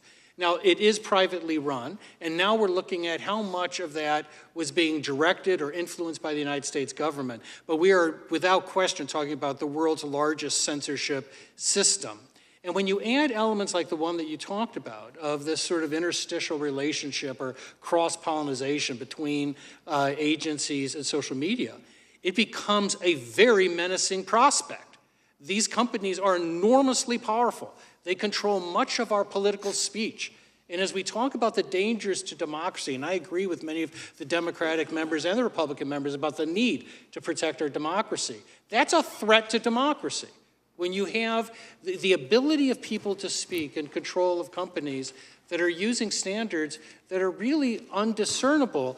Yesterday, when we heard the testimony of one of the Twitter executives, she gave a standard for which they would decide what could be censored. I wrote about it today on the blog. That standard defies definition. And I will simply say that the greatest danger of the First Amendment is the chilling effect, the unknown of when you will be targeted. I regret my time's expired, Mr. Chairman.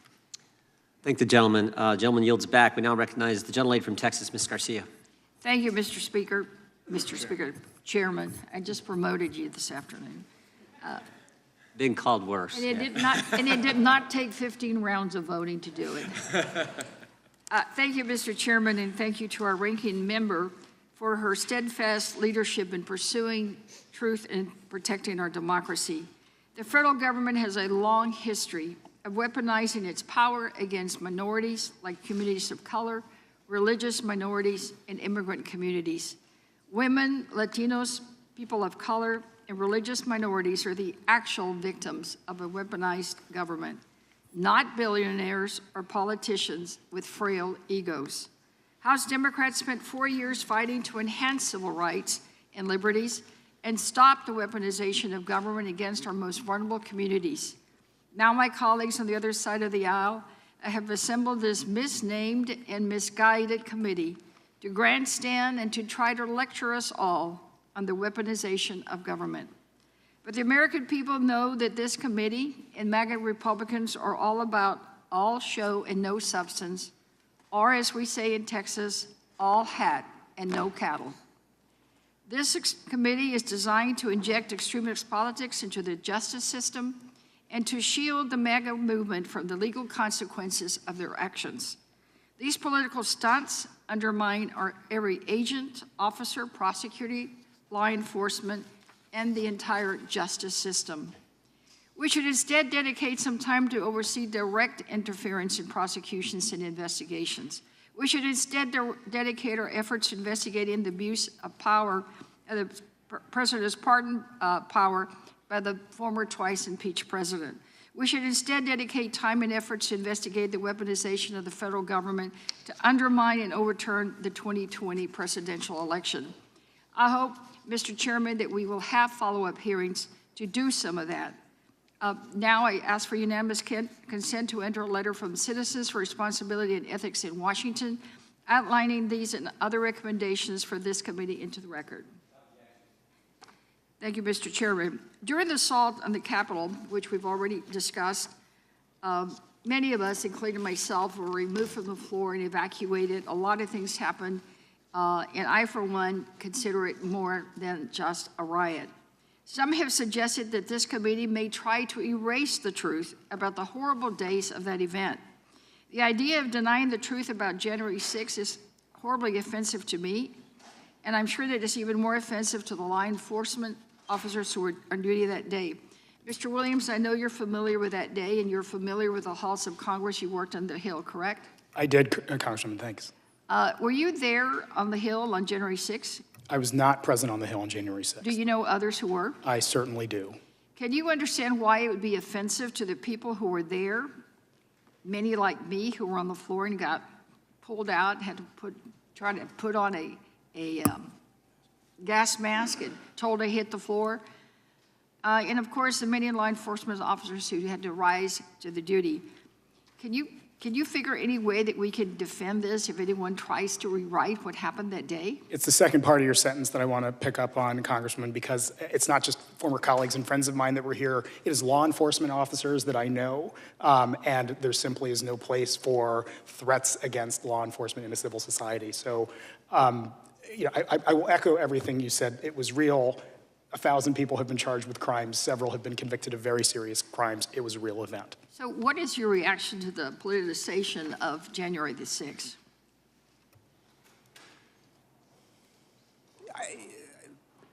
I think, as a general matter, Congress works at its best when working in a bipartisan manner, and I think that becomes even more acute when talking about violent crime or threats or terrorism, as the word was used here, or even acts of insurrection. Right, so you do agree that it is domestic terrorism?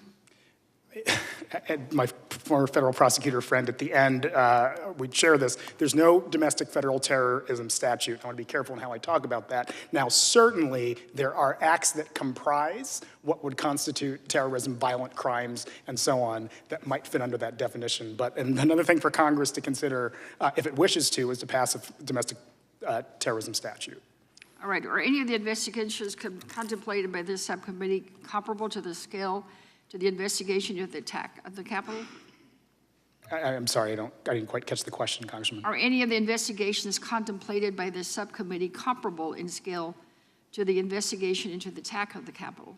I'm not certain as to what the committee's full mandate is, but to be clear, what happened on the day of the Capitol was a historic event that ought never happen again, and perhaps it's in Congress's interest to work toward that. All right, thank you, Mr. Chairman. I yield back. Gentlelady yields back. Chair now recognizes the gentlelady from Florida, Ms. Kamick. Thank you, Mr. Chairman, and I can actually answer that question. This committee is different in the sense that we allowed our minority party to appoint their representatives to the panel. So we'll start there. Examining the ways that the federal government abuses its power when dealing with everyday citizens it sees as threatening is some of the most powerful and consequential work that a member of Congress can do. During this federal government's very first Congress, the representatives in the House began granting authorities to federal agencies. These members were well experienced in the growth and abuses of a tyrannical government. The inherent quality of all governments is to collect more power and authority. But there is an inverse relationship to the power of government and the freedom of the individual.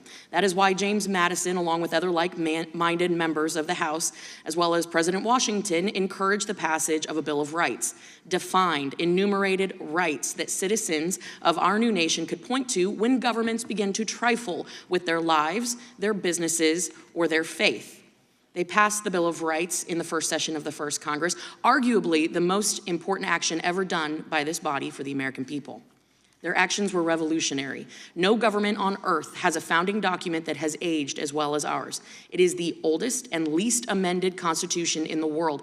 And what we are charged to do on this committee is defend it against all enemies, foreign and domestic, to ensure that our citizens' life, liberty, and property are protected from the warrantless abuses of federal bureaus and their agents. Today, we are answering the call to investigate and ultimately stop the litany of dangerous and unconstitutional actions. Truthfully, the list is exhausting, and I'm sure that there is far more that we can address here today, or even in the 2 years that we have. So while Washington, Madison, and Jefferson are no longer here to help guide us in this body, their spirit lives on. It is absolutely crucial that we today take up this mantle. It is the work that will be done by this committee, not as Republicans, not as Democrats, but as Americans, that is important and will live on. Mr. Williams, you just told this committee to be cute, quote, "You get more flies with honey than vinegar." On your Twitter feed, you called the January 6th Select Committee to publicly hammer and shame former Deputy Attorney General Jeff Clark on everything that he attempts to plead the Fifth about. Is that your version of honey or vinegar? That's my version of stating when an individual has provided. No, just honey or vinegar. I don't think it's a binary. Okay. If you look at the all right. context so of all of my tweets. You also just told Representative Sanchez a few minutes ago that one of the hallmarks of good oversight is bipartisan, and it's designed to, quote, improve government process, end quote. You went on to say that threats are not protected speech. You yourself were extraordinarily critical of Justice Brett Kavanaugh, going so far as to say publicly on your Twitter feed, and you were not shadow banned, however, but when you said this, that the FBI dropped the ball when vetting him. When there was an assassination attempt on his life, you were unusually quiet. Up to that point, you had tweeted about him 17 times. I hope you, along with our Democratic colleagues, would agree that violence in political discourse is unacceptable, and I would encourage you to do better. That's the statement, not a question. Moving on, Professor Turley, the Constitution was written to limit the power of the federal government and to protect the rights of citizens, yes or no? Yes. You've written extensively about the abuses of the federal government. Would you say that these abuses occur within a variety of different agencies, yes or no? Yes. Are there not massive national security implications as a result of the extensive amount of warrantless data collection by the federal government agencies, coupled with the disastrous track record that they have of leaks and breaches, that Americans are not only being targeted domestically by the agencies, but also by bad actors and foreign actors? Well, there are massive constitutional concerns there with the collection of data. There's no question about that. But with all the breaches and leaks, yes, there is a national security implication, is there not? There can be. Thank you. It is publicly documented the reference of use of force capabilities within a litany of different agencies, including the Department of Education, the IRS, HHS, even the EPA. Can you detail why the capability, coupled with extensive warrantless data collection efforts of these agencies, should concern everyday Americans, and why agencies like the Department of Education and the EPA are purchasing millions of dollars worth of ammunition and tactical ballistic gear? Well, I testified earlier on the use of national security letters and other means to get information below the warrant level. And that covers a huge amount of information that the government has gathered. And I thought there was actually fairly bipartisan support on that Democratic and Republican members were equally concerned about the circumvention of warrants in that sense. I think it's a very serious problem. And to the credit of social media companies, they actually have pushed back on this. I mean, one of the things in the Twitter files that I noted was that some of that dealt with these types of efforts to get access to social media companies. But most of the time, these companies are really hamstrung when they get these letters, and there's a lot of them, to turn over this information.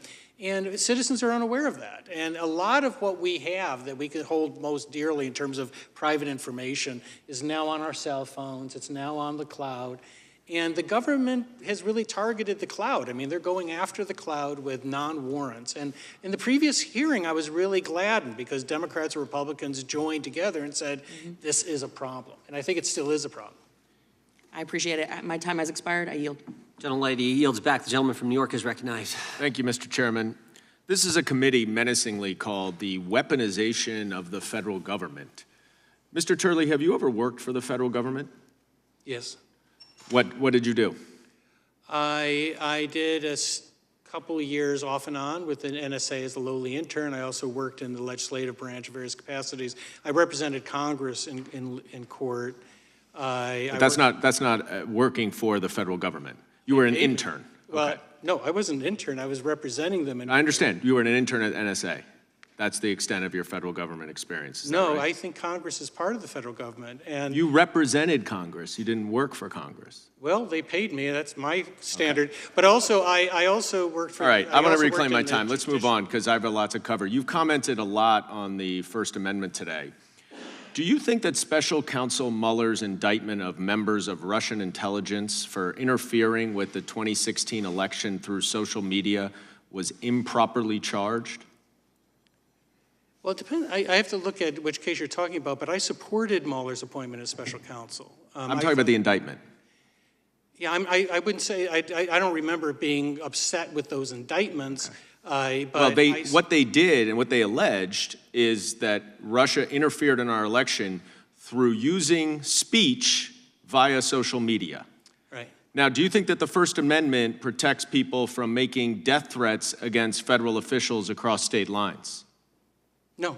If it's a Does the First Amendment protect someone from yelling fire in a movie theater?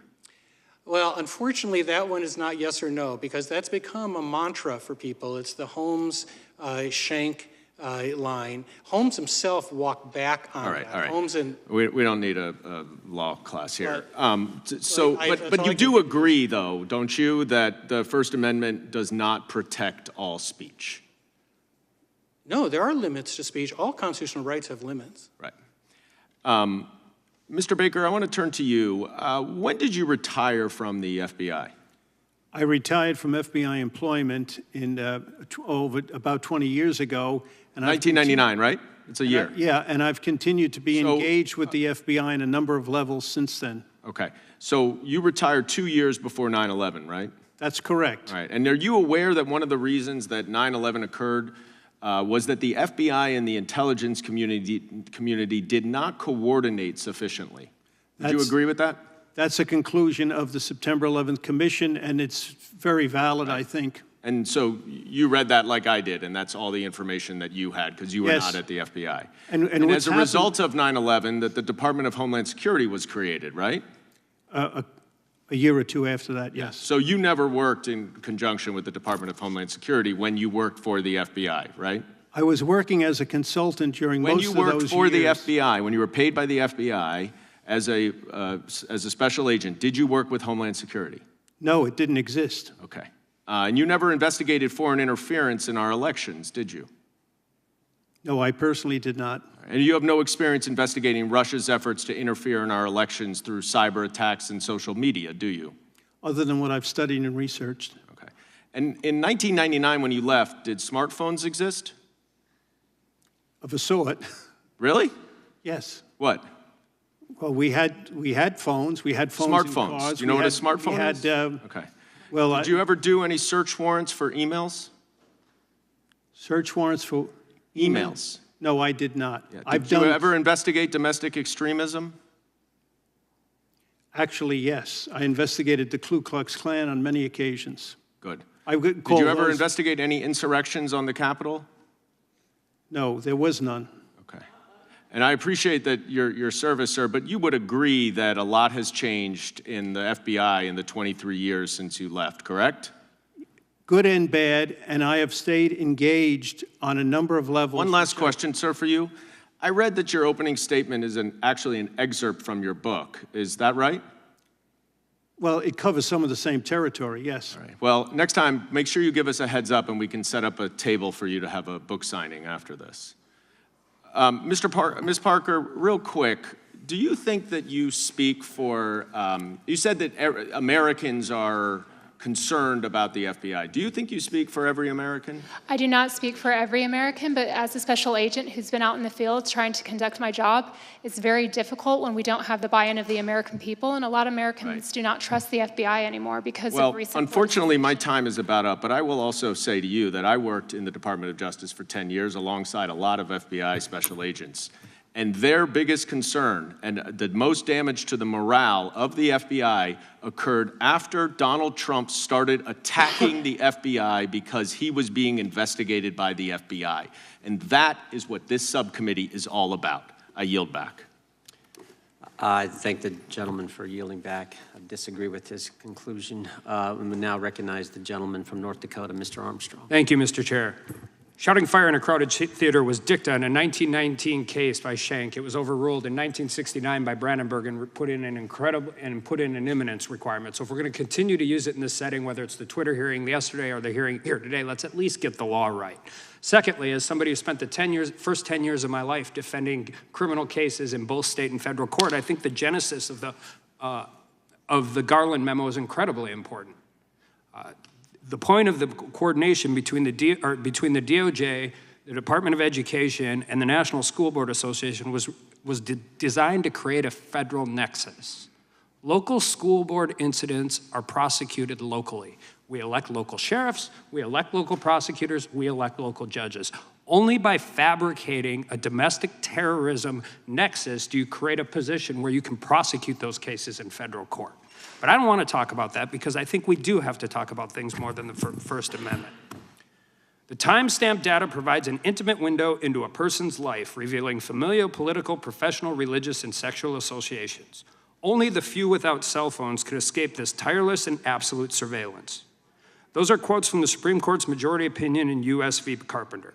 And while Carpenter is a limited ruling addressing warrantless monitoring of cell site locations under the Fourth Amendment, the court began considering whether the law needs to adjust to a digital world with extensive data collection and the analytical tools to operationalize that data. The federal government has realized the value of the massive amounts of commercial consumer data that is freely available on the open market. The data is produced to inform on aggregate population levels, but it also generates leads that produce investigations into individuals. In 2020, the CDC purchased cell phone location data from a data broker to monitor whether or not people went to church during quarantine. In 2020, the DoD obtains consumer data from a Muslim prayer app. In 2020, the Department of Homeland Security purchased cell phone location data to make enforcement decisions on the U.S.-Mexican border. In the summer of 2020 and the turn of the year in 2021, DOJ obtained cell phone location data on Black Lives Matter protests and every cell phone in and around the Capitol on January 6. 2022, several law enforcement associations publicly opposed a bipartisan data privacy bill because it would disrupt the ability to easily obtain certain consumer data. And in 2023, just this week, the IRS proposed comparing a waiter's reported income from tips to the tip data that's submitted by their employing restaurant. You may agree with some of these, you may disagree with some of these, but here's the thing. None of these third-party data acquisitions required a warrant. The amount of data available either directly or through third parties is both astounding and terrifying. Combine that with the advance in technology like AI, facial recognition, and more that will allow aggregation, analysis, and identification, and we are fast approaching a surveillance state with no assurances other than the promises of our government that it will not abuse this tremendous responsibility. Pegasus spyware, FISA abuses, alleged COVID vaccine databases, and even home temperature controls have already shown that the trust alone is not enough. Oren Kerr, a law professor and Fourth Amendment expert, has suggested that when technological change or societal practice significantly alters the balance of power in favor of the government, the law must change. Kerr calls it an equilibrium adjustment. The Carpenter opinion referred to it as not mechanically applying to the third-party doctrine. I would call it ensuring the Fourth Amendment can survive the 21st century. Mr. Turley, do you think we need legislative reforms in Congress suggesting this aggregate collection of data? I do. You know, Congress has struggled with this in the past. The courts have struggled with it. You know, in Carpenter, the court said that you couldn't get just cell phone locational data without a warrant. It kept alive the Smith v. Maryland third-party standard with that exception. But Roberts, in that opinion, said, look, this is a serious amount of data that's highly personal for individuals, and it triggers the warrant requirement. You also had the court in Jones with the GPS decision in 2012, where that was actually observable movement of a car, and the court still said, you know what, this needs to have a warrant. So the courts have been trying to get their hands around this thing, but it hasn't really materialized in protection. So that falls to Congress as to what you can do about it. And I think there's a lot you can do about it. You can restrict these federal agencies. You can force them to satisfy a higher standard. And I honestly think that there would be general agreement on both parties that right now it's sort of the cloud is the wild, wild west. I mean, people are grabbing stuff from the cloud, and these companies have complained to you over and over again. I testified with a couple of these executives, and I was really sort of shocked by the desperation in their voices. They were saying, we need your help. We need you to come in and give us something here so that we can say no. Thank you. I yield back. I thank the gentleman. Professor, censorship isn't just done willy-nilly. There's always a purpose, an objective, some kind of motive for why some people want other people to not be able to speak. Is that fair? Yes. I mean, the government often says that it's neutral in targeting people, but it's still a content-based decision. And yeah. And I would just say, it might sometimes that motive be political. It can be, yes. Yeah, it seems to me that's what happened. I want to go to, I mean, we saw this 10 years ago, 12 years ago when the IRS was targeting people of one political persuasion, limiting their free speech rights. I think we've seen it now with what the Twitter files have exposed. I really like the term you used in your op-ed, and I think you may have said it today or someone said it earlier when you're talking about this agency principle, this censorship by surrogate, and how dangerous that can be. And I think you said in maybe I got this from your op-ed earlier, but you said it's one thing if Mrs. Smith calls up Twitter and says, I don't like what Mr. Jones is saying about me or whatever. It's an entirely different matter when it's the United States government telling Twitter, we got concerns about these specific accounts, which we know is what happened, again, based on the Twitter files. Yeah, it does irk me to see people say, well, you know, the United States government was just acting like any citizen. The United States government isn't any citizen. The FBI isn't your neighbor. The FBI has subpoena authority. They have search authority. They have weapons. They're the largest law enforcement agency in the United States. So when they perform this task, it's different. There's lots of things that are more menacing when done by the government. That's one of the reasons the court has allowed for this type of agency relationship to trigger things like the First Amendment or the Fourth Amendment. And this is not a new problem. In the Fourth Amendment area, it was an old technique for officers to get private security or to get campus police or others to conduct a search.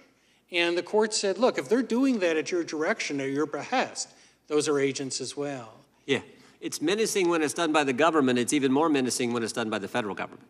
And that's what we have here. We have the FBI. I think Mr. Armstrong made a great point when he said, okay, if parents are doing some things wrong at the local level, then local law enforcement will handle that. It's an entirely different matter when you set up a federal apparatus where neighbors can report their neighbor or people can report someone in their community to the federal government. And we know, again, from whistleblowers, over 24 parents had an FBI agent visit them, come see them, call them on the phone, investigate them based on that process that was put in place. I want to go to the fundamental question. Why is the government, in the case of the Twitter files, why is the FBI sending a list of accounts and names to Twitter, telling Twitter, we think these accounts violate your terms of service? That's sort of the fundamental question. Why in the world are they doing that? That, to me, is, when you use the term wrong in your opening statement, you've used the term menacing a number of times in today's questioning. That, to me, is as scary as it kind of gets.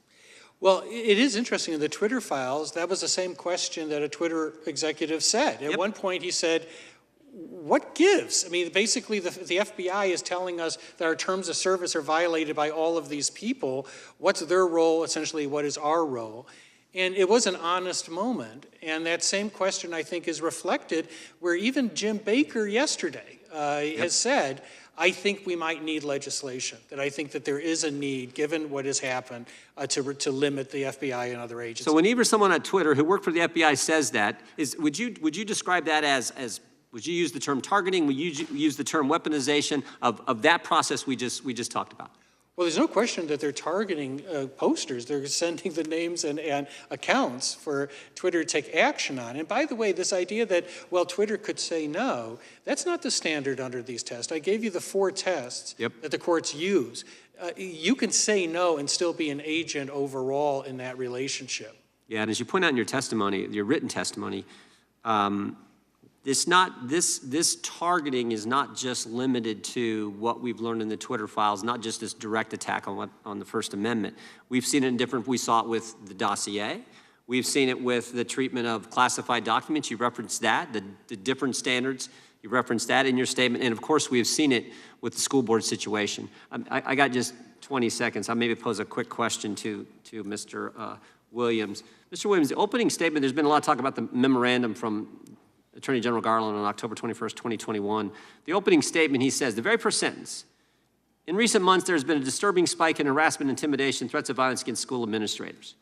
And when he testified on October 21st, 2021, we asked him, what was the basis, what was the evidence for that statement? Do you remember what the Attorney General said? Sir, I don't. I don't work for the Justice Department anymore. Didn't advise him on it. Well, I'll remind you. He said it was the letter from the National School Boards Association. Now, do you happen to know what the National School Boards Association did with their letter, what they said about their letter after the Attorney General testified? Sir, I do not. They rescinded it. They said, we regret and apologize for the letter. So the basis for the targeting action involving the federal government and local school board matters, local law enforcement matters, the basis was the letter.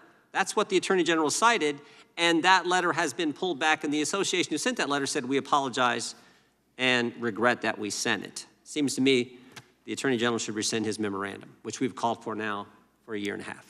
I want to thank our witnesses for being here. I know it was a long day, and I appreciate you staying the whole time. I was tempted to give you, I was looking to give you a restroom break, but I thought we could get through it, so I appreciate your patience and your great testimony. With that, the first subcommittee hearing is adjourned. Thank you.